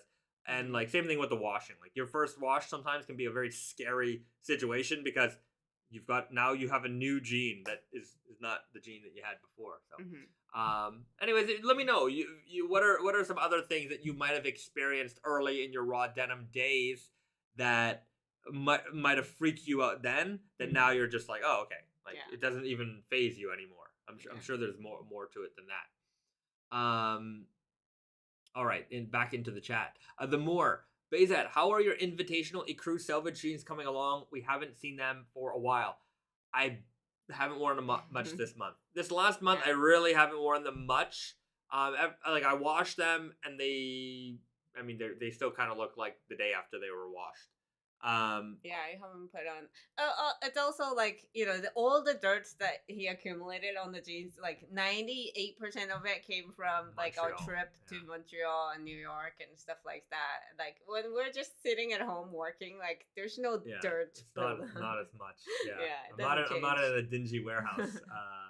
Moving stuff. Yeah. So not a lot of action on them this month. I know I have to put up my Indigo Invitational updates this coming up. So anyways, it may not be such an exciting photo, but I remember last month something I always wait till the last minute to take those photos, and then the weather here in Japan is very gray. Very gray. Yeah, so I couldn't take a good photo. So my last photos that I submitted were kind of crappy. But and I never posted it on my Instagram. But I'll try to take a good photo in the next couple days, and you'll see an update there. Coffee Run. Hello from Brazil. Hello. How do you say hello in Portuguese? Is it obrigado? That's thank you. That's thank you. Yeah. I don't know how to say hello, but hello to you. Thank you for joining us on the live stream. You should find a way to sell over here. You're not wrong. We definitely should. You know, one thing I would say that as we go to these trade shows, because, you know, we show in New York, we show in Las Vegas, we show in Paris, we've shown in not Brazil, but we've shown in Berlin, you know, we've shown in London.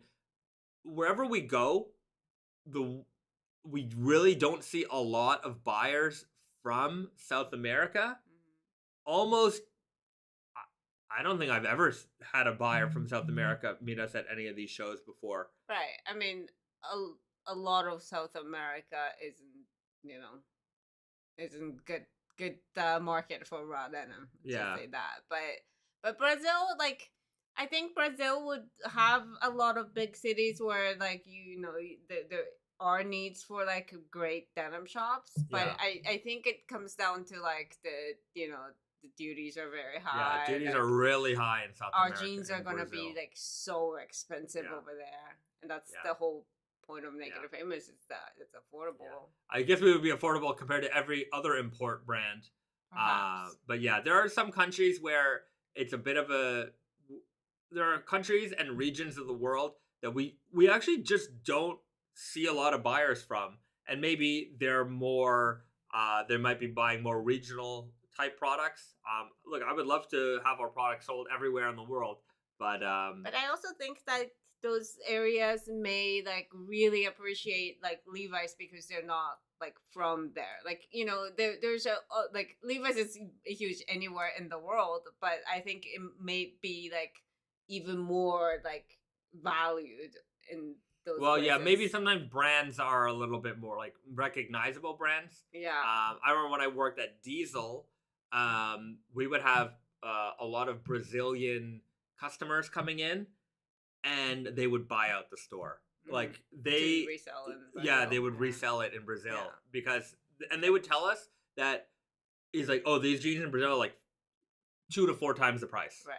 And they're paying for the they have such high duties, and there's so little of it in Brazil, and so they would come and buy it, or they would buy for their family members. So they were buying like 10, 20 pairs of jeans at a time. They were just buying up the whole shop basically. So that was pretty common. Your Enigma. True Religion. Now there's a classic. Did somebody mention True Religion jeans in there? Oh, here we go. Vance Edwards. Maybe an unpopular opinion, but I kind of enjoy that my jeans get bluer and bluer and eventually lighter blue as I wash them. I agree. I'm with you. I really like that super faded light blue denim, but I like to achieve it by my own means. I want to show off my 11-ounce classic, because that one. See if my left hand 12s there. Those are my best fades. I don't care for that dark. I don't care for the dark jeans with high contrast. Reminds me of True Religion. I don't know if that reminds me of True Religion. For me, True Religion jeans were all about the big stitching and the big distressing. Interestingly enough, I was on their website last night. I was just remembering some older denim brands that they're still around, but I was just reminiscing. And as nostalgia starts to kick back in a lot of ways, I was just thinking to myself, I wonder if there's gonna be a nostalgia real big push for True Religion jeans. I wonder. So speaking of lighter fades, Risa can start here with her 11 ounce. 11 ounce. So this one's it started off like pretty dark. I don't know. And it was pretty like one of those like blackish indigo. Yeah. Like it was more like it wasn't blue at all. And then like after the first wash, like it turned like so much more bluer than I thought it would be. And I just kind of like kept washing and I still want to wash so much more. And like it doesn't really have a high contrast fade. It's pretty low contrast because I've been washing them like at regularly, least every month when I wore it all the time. Yeah, but look at those train tracks. Yeah. So, and I like how this is fading to be like pretty uniform, like very dad jean kind of color. Like I really love this. But there's a lot of great details even within here. Like especially along. Sorry, the light is a little bit difficult here. The other way, maybe. Well, that might be too dark, but oh boy, there we go. Sorry guys, lighting conditions. You can see here we should probably do a fade review video. You know, you can see a lot of that detail coming through along the seams. You got the train tracks that are looking nice. I wonder what they look like under here. There we go. Look at that. Right? Yeah. So even still, right? Even with regular washing, not a lot of like heavy wear time between wears, you still get a lot of great details here no matter what. So that looks really cool. That looks really nice. I gotta get it out of the light. There we go. So, yeah. Yeah. So this is my low contrast fading that I really love. Like, this is just my jam. Low contrast, you know, vintage blue kind of look, right? Yeah. You know, that's the kind of jean, you know, that you could certainly find in a vintage shop selling for a lot of dollars. Yeah. Or your dad's closet. Yeah, or your dad's closet. Mine, these ones are my left-hand twills, and I mean, this is just warranted destruction. I mean, there's very little indigo left in here, and I feel like I've got a very vintage style fade going on. These saw a lot of washes. They saw a lot of wear, and so this is, I would say, a combination of wearing a lot for the first, you know, for the initial run, you know, just to really settle all those fades, and then it was a lot of washing. So regular washing after that, you know, every couple of months. This is the one that saw some bleach action more than a few times, and you can see, you know, those whiskers on the back are looking nice and big and extreme. I also wore these extra loose, but I mean, every aspect of this jean is fading and coming apart. You know, this is the one that really needs that crotch repair, because that's been ignored for too long. Don't do what I do. Repair your jeans. And then Risa did the embroidery and stuff on there for me as well. So just to add a little bit of flavor. Venomous Teddy. My next pair, I want to wash them every week. Yeah, you can do that. Wash them as necessary, right? Like, of course, if you only wore them once, maybe it doesn't warrant a wash. But, you know, if they've got enough gunk built up on there that you feel like they need a wash, you go ahead and you do that. Venomous Teddy, preferably a dirty fade jean to see that brownish yarn, right? The first pair that I showed off was a dirty fade.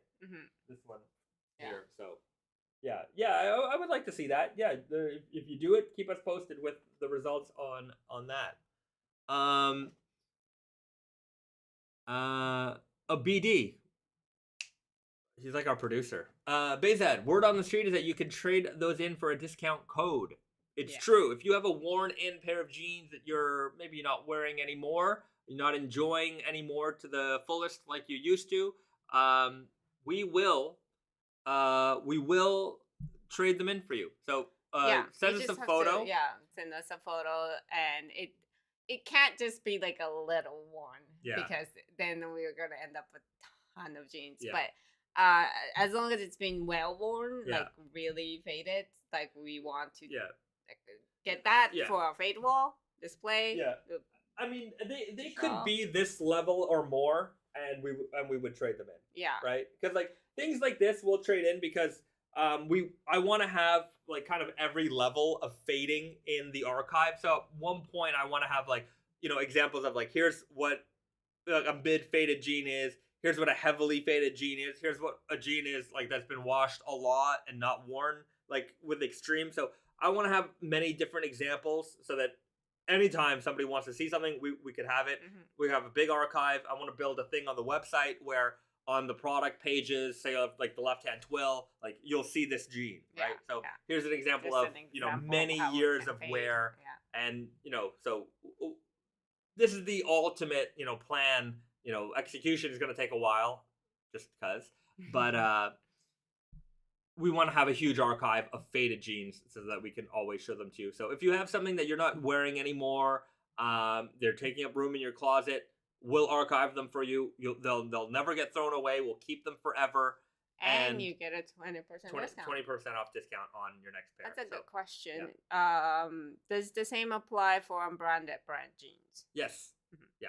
So no problem. You got a pair of unbranded, we'll do it. Yeah. I won't do it on any other brand. Yeah, I mean, we don't want that. We have True Religion jeans. You know what? If you got a pair of faded True Religion jeans, maybe one day we'll do a trade-in program for, hey, you got a brand of the competitor and you want to switch? Anyways, I don't really want those other jeans, but maybe we'll have a switch to, you know, Apple. They'll take your Samsung phone. They'll say, hey, you can get money off for iPhone. Yeah, but jeans. I don't know. Maybe. I don't know. Okay. BD, True Rainbow Sheep. I got some fire birds too, holding out to wear later on. Get through another jean. Enjoy. Okay. Yeah, because I think he mentioned earlier that he bought Natural Indigo and the Firebird up in New York. That is a good Natural Indigo. I'm working on it now. I'm an extremely slow fader, so like I don't see so much progress, but they have a very good potential because you start off a little bit less dark. So like once you started to like get going, you know, wearing a lot, get taking off that indigo layers, then it's going to like look like vintage jeans. Yeah, like, really like light shade of indigo. Yeah. Venomous Teddy, if you wanna switch to us, give us the competitor's jeans and we'll make a denim bonfire. I wouldn't bonfire them. Yeah, especially if there's plastic in them. You know, like I mean, I wouldn't even toss them or destroy them. I would find is like if we were to do a switch day, like, you know, bring us your old pair of jeans. You know, we do a massive wash and maybe I can make a greatest denim quilt.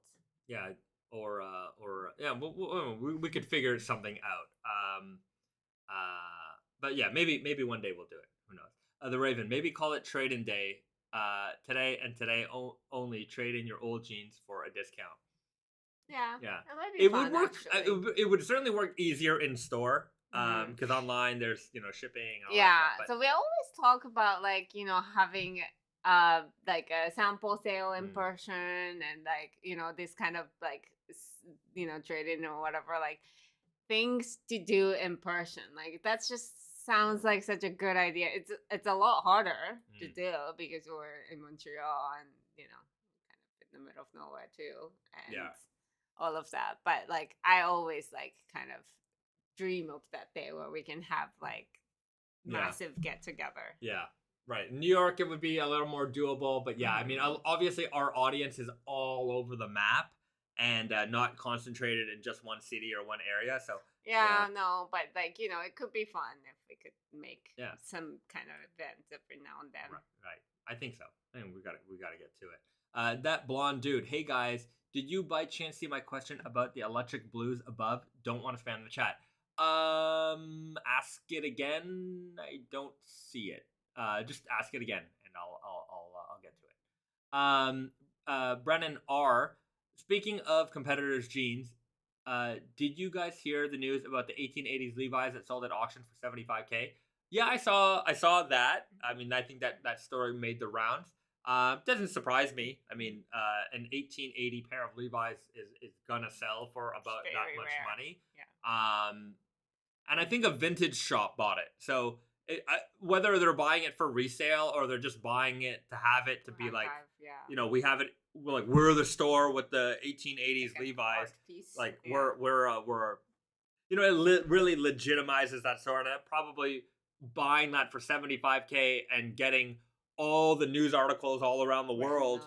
That was the cheapest piece of marketing they ever had ever. So I wonder if the cheapest, but it is a good way to get your name out there. Yeah, maybe not the cheapest, but it was look, if I would I have spent $75K on that personally. I don't have $75K to spend on that. If I had $75K to spend on that, I still probably wouldn't. I don't think I would spend that much. So the thing about that much. But I understand the price. Yeah. And the thing about like the you know, cotton and all that stuff is that like it doesn't last forever, and it's like, you know, this is the thing when you're like buying borrow and stuff, right? Like the like thing that's made of cotton fibers that lasted over 100 years is very rare. Usually it just gets like, not that jeans was in like perfect condition, but like it's very difficult to keep them alive for the next 100 years. For instance, like you have to like it's white glove treatment at this point. So I mean, it's not really like oil painting where like you can. Even there, I'm sure there's the people who are restoring those all the time are probably like, but I'm sure that's a temperature controlled and lighting and this.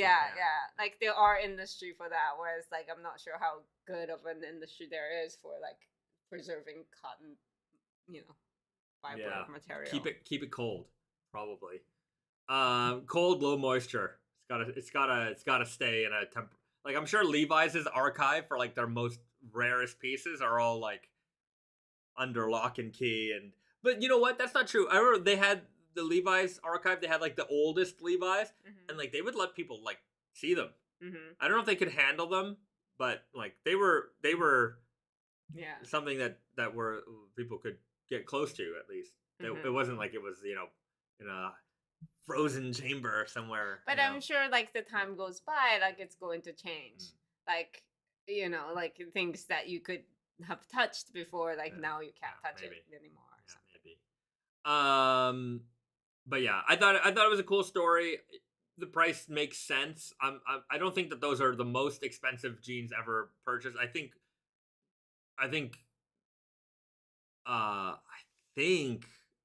that Levi's has probably spent more.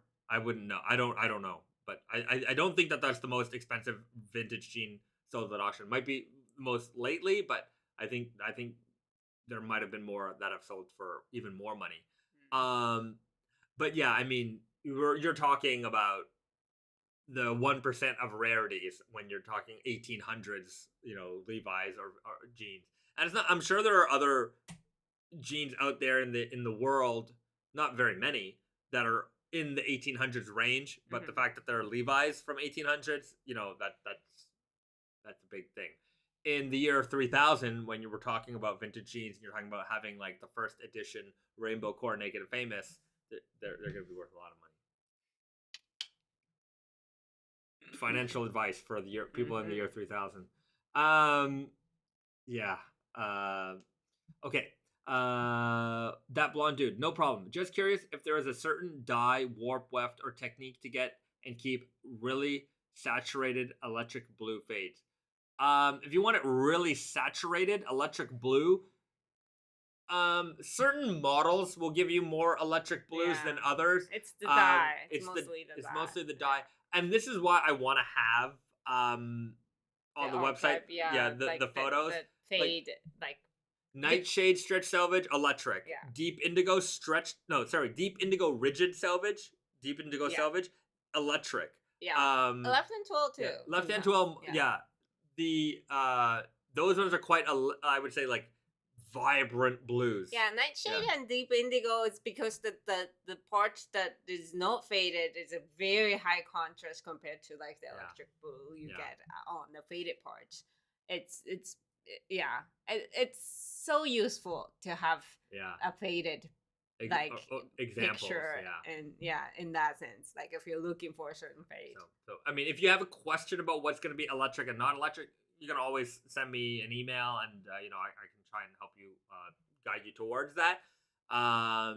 But yeah, there are certain dyes and fabrics that will give you more vibrant blue colors. Okay. Discotheque writes, I have at least 10 pairs of Naked and Famous and I love them. I just bought a pair from another brand and there are things I love better with this new pair and things you definitely do better. Yeah, I mean, look, different strokes for different folks. We make good jeans, other people make good jeans. They've got good details, we've got good details. It's all look, if you're wearing raw jeans, you're already doing the right thing. In my opinion, just wear your raw jeans. That's all that matters to me. I just want to bring people into the raw denim world. If you like our jeans, you like them. And look, I'm not going to say that there are things that you can't criticize with our jeans. Sure, I probably find a few criticisms here and there, but and also I mean, we make fits that are certain fits. Yeah. Other people make different fits. Yeah. Other people have, more offering in certain types of denim. Yeah. You know, it's like, comparing your favorite burger chains. Everybody's got a different favorite burger chain that they like. And they, I like this guy, I like that guy, I like Five Guys, I like whatever. Doesn't mean that you don't sometimes cheat on them. It's okay. Yeah. We it doesn't matter to me.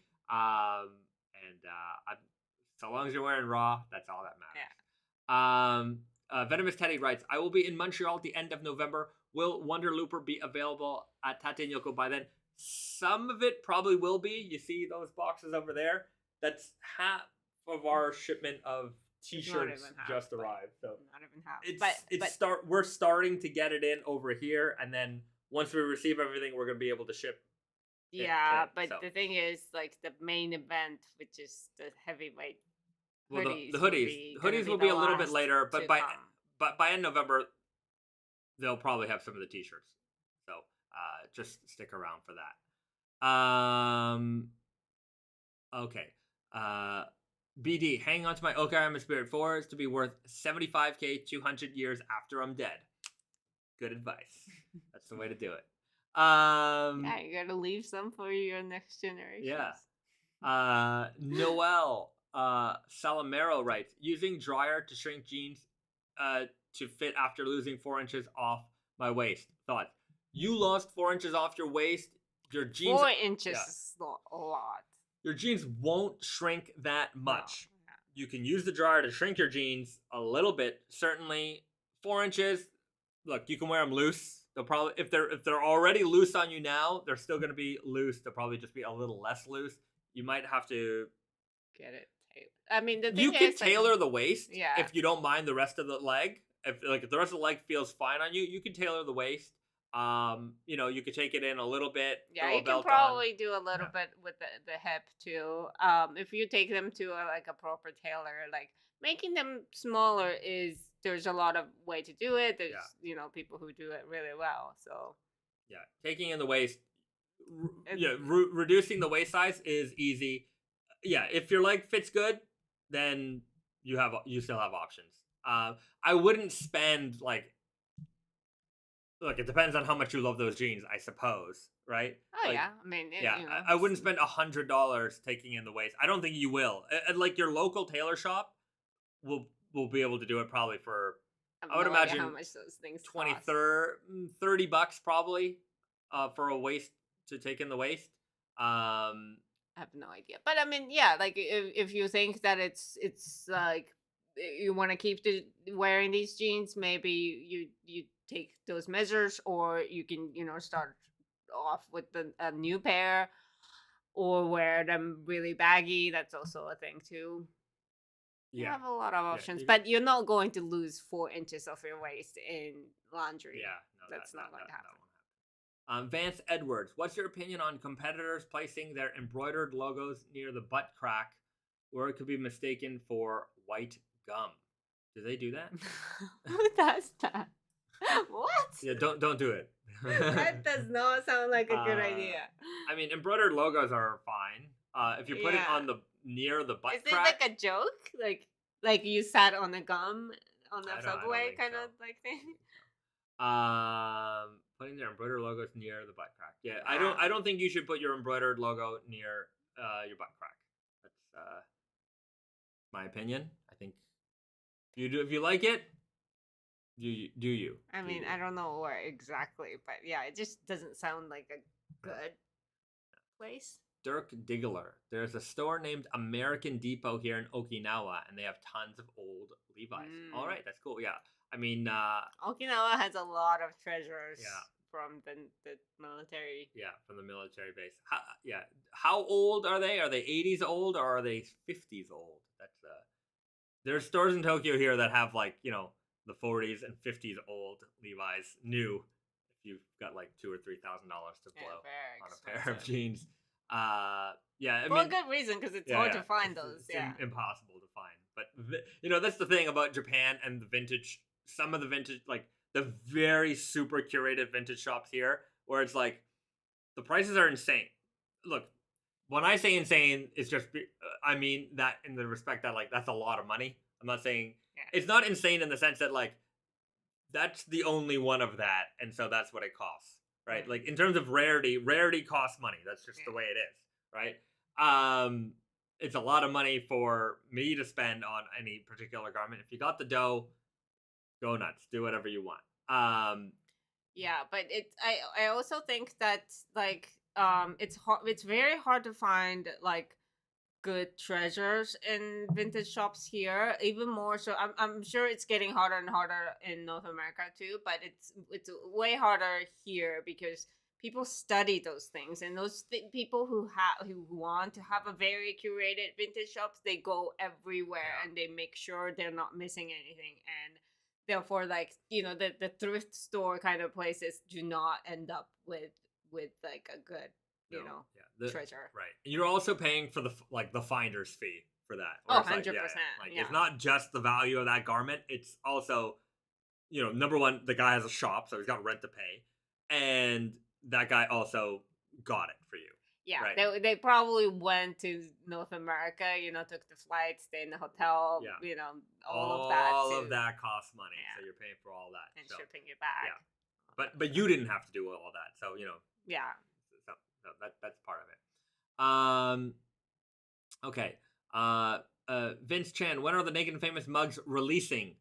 Yeah. Hopefully before Christmas. Yeah, hopefully. It's There's a lot of hopefully before Christmas going on right now. There's a lot of not moving as fast as we hoped for. Okay. The Raven, I was just in San Francisco. They have a store called Self Edge. It was pretty cool. Ironically, I didn't buy any jeans, but instead some neat chinos. All right, very cool. Yeah, we know the guys over there, nice guys. Kia Babzani, my Iranian brother.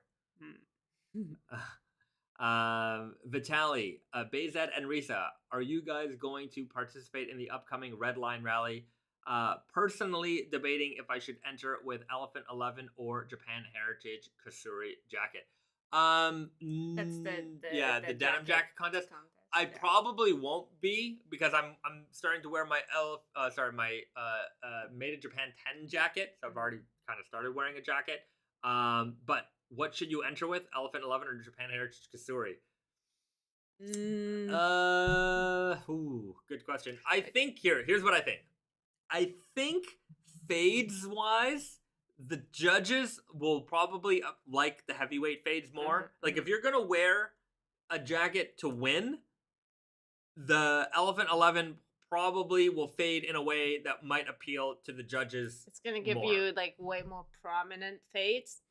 Japan Heritage is a cool fabric. It looks cool, and especially as a jacket, because you can kind of show off that like rainbow looking weft a lot. But I just think that the judges will appreciate an indigo, like a more classic looking indigo denim over a quote unquote Naked and Famous denim looking denim. I don't necessarily I'm not sure about that, but I think that fade wise, like if you're just fading your jackets, I definitely think that type of fade that they prefer is like starting off dark with prominent like fades, and with Elephant 11 it's easier to achieve that because it's darker to start with, and it's also like it's heavier, so it's gonna create like a very thick, prominent fade. Yeah. That's my opinion. Yeah, my opinion is, they're just opinion. They prefer traditional, and I think the Elephant 11 will look a little bit more traditional to them. I don't think Elephant 11 is very Naked and Famous. It is, but it's gonna be the colorfulness, I think, might throw them off. That's my only opinion there.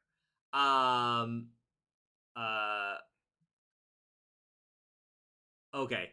Vance Edwards, you asked which brand uses the logo on the butt crack area, and that would be another brand. All their jeans, there's a white leaf embroidered on the inner side of the butt pocket. Oh, okay. Yeah, I never really thought of it that way, but yeah, if it's really in the crack, like in there, not for me. But anyways, that kind of embroidery, the way it is. Yeah, the inside of the pockets. Yeah, I mean, it's kind of weird, but it's fine. I don't think it looks like a gum on the butt. Yeah. If you do though, then it's not for you. Yeah. Okay. I'm gonna do. Let's. We got the Japan Heritage Kasuri. Yeah. Let's show that off real quick. Yeah. As we do every week, but this is actually finally coming next Friday. Yes. So Japan Heritage Kasuri. We've shown this off probably the most, and I think this and the Elephant 11 were the most anticipated, most waited for jeans of the season.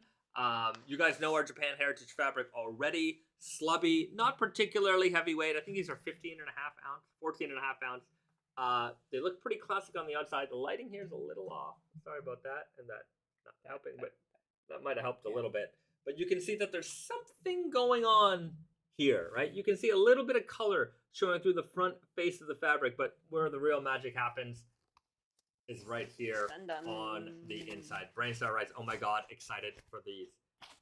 You guys know what it's all about here. So the Kasuri yarn, multicolored yarn weft on the inside, multiple strains of color all throughout the weft, all using one yarn. So it's multiple colors of yarn on one single strand of yarn.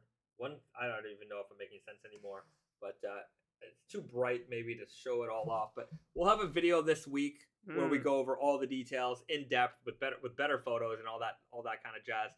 But yeah, finally, Japan Heritage Kasuri jeans and jean jacket. You're gonna have plenty of options here. Long anticipated, long awaited. The more writes.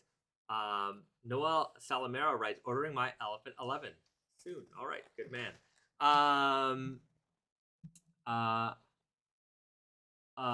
Right 75. Bezad, them white lines are making you look like a skeleton. Yeah, sorry about that. I got blinds here. The sun is finally coming up. Sometimes it's like pretty shady here in the morning. It's just not as bright. But anyways, it's just the way it is. We don't have an optimal studio for this type of situation. Off this like salvage ID. Yeah, because it's really cool. As you can see, it kind of looks like a multicolored nep on the white. Hopefully you can see it, but we will have some in-depth photos this week. So stick around, pay attention to the Naked and Famous Denim Instagram. Let me see. Brandon R. Are the Japanese mills that the curious consumer has heard of Kaihara, Kuroki, Karabo, Nihon Mempu representative of the mills that Naked and Famous and sister companies actually use? I would say yes. All of the brands in Japan and us, the mills in Japan that you've heard of, that you've named here, are the major mills. And there are smaller mills. There's mills that you guys have never heard of and you'll never hear of, which we also like to use. For example, the one that made like the salvage fabric, very, very small mill, wasn't one of the major mills. These major mills, they supply to us, they supply to Levi's, they supply any premium brand, like premium denim, if Levi's has a premium line, they're gonna buy from these mills, right? Mm-hmm. And then they make for Uniqlo, they make for us, they make for everybody, but also even within what they make, there's also gonna be varying grades. Toyota makes do they still make a Yaris? I don't know what that was like their entry level, but they also make up to like the highest end Lexus. You know what I mean? So there's different grades throughout the line of what they can do. Yeah, but they also have different strengths. Also, like some companies can do heavyweight, some ones can't. Some can do stretch better than others. So we like to play to the strengths of all the different mills for what they're very good at. Yeah, but also there's different things that each mills do. Like when you just say mills, like some of the mills that you named here can spin the yarns, and then dye the yarns and weave it into denim, because they're large companies. But some of the mills we work with, they just weave weaving, or just do dyeing, or things like that. So there's a lot of components to be discussed, and I think it's just it's I like the ecosystem they have in the denim industry in Japan, because they kind of, obviously kind of some work of them, together. yeah, some of them are competitors, but they all they can't, they coexist in a very specific way. And it's, for us, it's an, it's kind of a, as we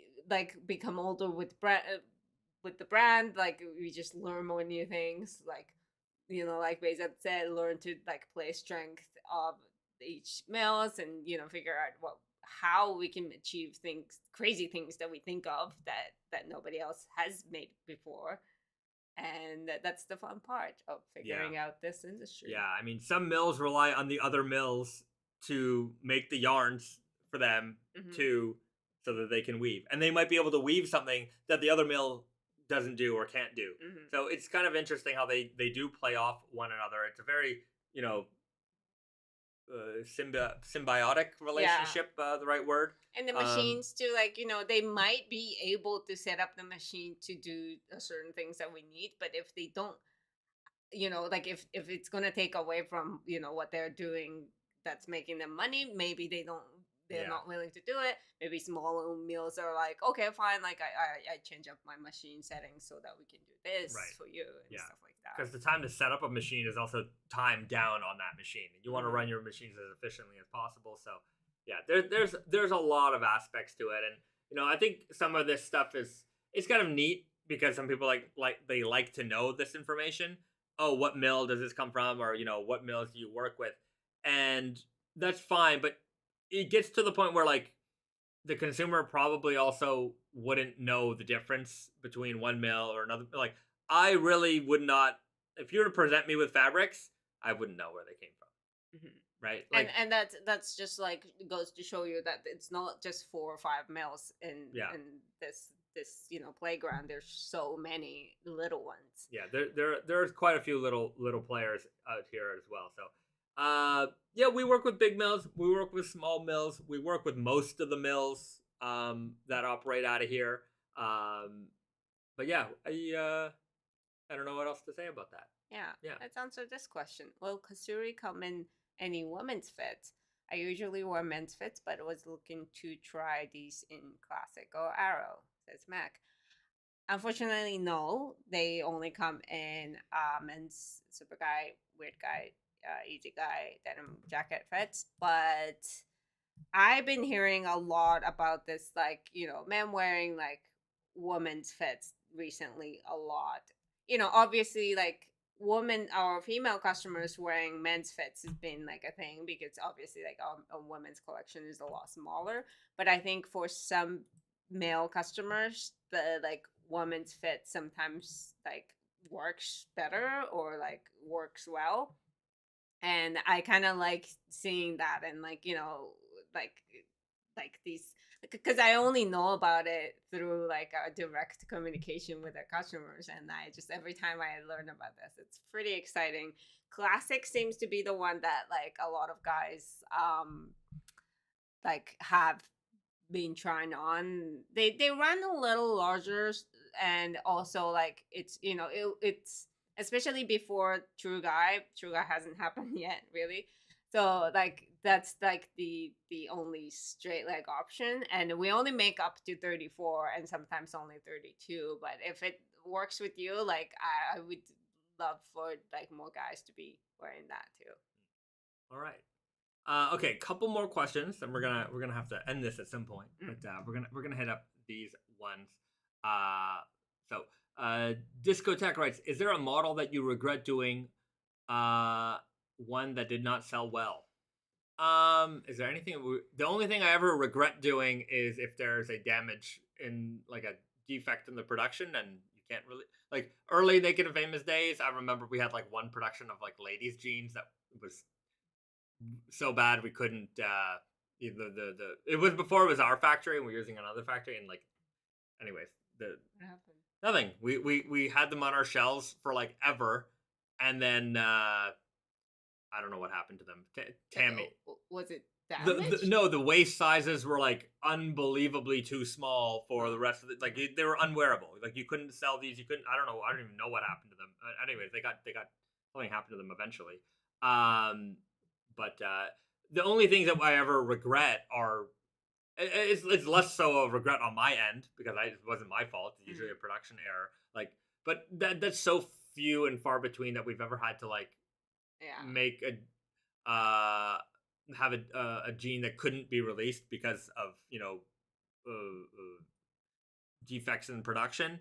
I would say a slight regret was the Huntsman salvage when we released them because we didn't know that it was. It was sold to us as sanforized. It received it as unsanforized, and the shrinkage rate was very high. And then we didn't adjust so when we made the pattern for that, we used the regular pattern and not the unsanforized pattern for that. So there was a whole swath of people who wouldn't be able to fit that jean after wash. And also when we make an unsanforized production, everything's kind of sized up a little bit so to account for shrinkage, right? Because the 36 customer is probably buying a tag size 38, so everything kind of got shifted down. And like that's why if you go on the website right now, there's a couple of Huntsmen left over, and it's all the small sizes, like 27s, because that's gonna fit like a male 26. And so there's not a lot of guys out there in that size, but there's an abundance of like really smaller sizes left over. So if you're a it's female, more of a mistake than regret, though. So most of the stuff are mistakes rather than regrets. There's no regretful thing that we've ever released, because it takes so much to like develop a fabric that like by the time you're like you don't do this on like a a quick like whim. So we don't like we never end up regretting something that we spent so much time on. But at the same time, there have been ones that like didn't sell as well as we anticipated, so that like or like we made too much of it, and that like that it took us like a longer than other products to sell through for sure. But that doesn't necessarily mean it was a regret. We just like we thought that people might love this way more than maybe they might have. Our anticipation was the reaction to that might have been stronger than what it was. That's also a mistake. But you know what? At the end of the day, everything always sells out. So we never get stuck with anything. Right. If that means we have to mark it down, then you guys can certainly benefit a lot from that. Okay. Peanuts writes, any news on the new Chinese New Year fabric yet? We will release the Spring Summer 23 preview video probably in December-ish. So you'll get to see a preview of the new Chinese New Year fabric then. So give it a couple of weeks and you'll see the new line. The Raven, what time of year is the best to go see Japan? April and September or October. May. I would say May. May. May is good. Okay, April could be hit and miss. May is definitely going to be hit. Nice weather. Like very pleasant weather in May. Almost every single year. In April, you have a good chance of catching the cherry blossoms. May, it might be a little bit over. But I think April gets crowded because of that. Everybody wants that. And April could still be a little bit cold, whereas May would be fantastic. And usually less rain. Yeah, June, July, it gets August. Well, August, by the end of August less so. August is hell because it's so humid and it's hot. June, July, like the summer, June, July, August, it's so hot, it's so humid. There's also some rain thrown in there in the mix. So the rainy season for Tokyo is around like the end of like June to early July-ish usually. Yeah. I mean, it moves around, but so like in order to avoid that, and those days like it rains every single day, so it's not good for travel. The whole day. Like it's not like in Canada. I'm used to like it raining for like an hour in the afternoon. It literally rains from the morning until night, and you're like, I didn't even know there was this much water in the sky. It's incredible. Yeah. So yeah. Okay. F1 Hot Rod talking about shrinkage. I didn't know about shrinkage. I was in the pool. I was in the pool. Swaggy the Great. It's a shame for the Huntsman, but my shrunken down pair fit perfectly, so I'm grateful for them. Yeah. Right.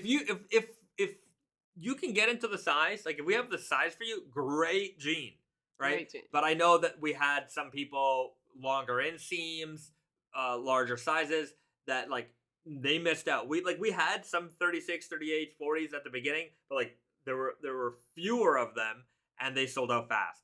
So, you know, if you're in the mid size or small sizes, you were covered, but a lot of folks and you're not like exceptionally tall. If you're a taller person, it's harder to. Rice checks, right? Hey guys, my new Elephant 11s just arrived moments ago. Perfect timing. Wow. Fantastic. Enjoy them, my friend. Okay. Mac writes, snack time. No snack time today. Sorry. Because we barely left the house this week. And it's getting harder and harder to find fun snacks. Yeah. It's, you know, we might have to go to a Don Quixote or something to see if we can find something weird. But, yeah. At the regular grocery store, not so much. Okay, Tito, one more question, and then we're gonna head off.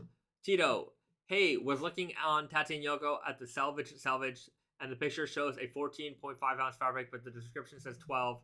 Which one is it? I prefer the 14 and a half. Well, unfortunately for you, it's not 14 and a half. Yeah, but in the description, we actually talk about the mistake. There was a typo on the pocket flasher, so it is 12 ounces. So there it is. Okay, one more because I'm in the mood. Rice checks. Question: how do you store your jeans, cuffed or uncuffed, and how do you keep the cuffs clean? I find they collect debris after wearing them for a while. How do I store my jeans? They're folded. They're either folded. It actually depends on my mood. Well, it depends on how often you're wearing it. You're wearing, like, it's a pair that I wear every day. I don't fold them. It's just on the floor. Yeah. The pairs that I'm currently wearing are usually just stored on the floor next to my bed, and then I put them on in the morning. Either I will fold them this way, you know, half fold, and fold them up, and they're just stacked up in a pile like this. That's one way I fold them, but I also will fold them this way, and this is how most people fold their jeans, and how I would also store them. So I keep them cuffed also, like, but I change up my cuff all the time so that it doesn't collect gross stuff. Also, when I fold them, if they're cuffed or not cuffed, it doesn't. I don't even care. Yeah, but it is a good idea to like uncuff every now and then because it does get really gross really fast. Yeah. Mostly asking about the cuffs. Do you undo them? No, I don't undo them. If they're cuffed, if they're rolled, they just get folded up and piled up in the closet. I got a stack of jeans in there, or they're on the floor just collecting dust. But yeah, if you do collect garbage in there, just get a little, you know, clothing brush, fabric brush, and just or every time you wash it, just uncuff and wash. Yeah. But yeah, your jeans, you know.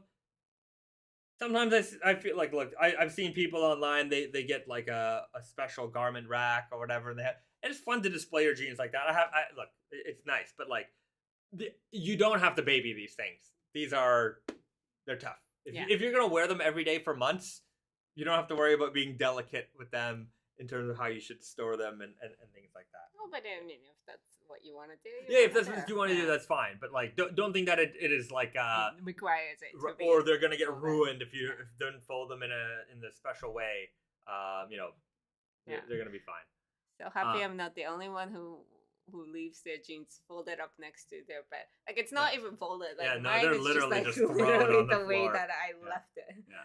But yeah, in our house, there's jeans that are hanging somewhere. There's jeans on the floor. There's jeans folded. There's jeans folded one way, folded another way. Like, if I'm being very OCD about stuff, which I can be with my jeans, I will.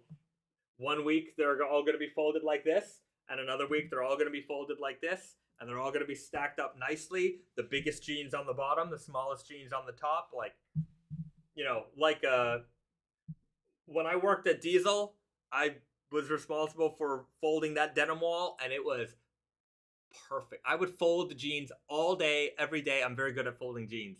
And man, I'm telling you, nobody can get near my wall. I'm like, oh, what do you need a size? Okay, what do you want? Let me get it. Like, don't touch my folded jeans ever. Gonna mess it up. You're gonna mess it up.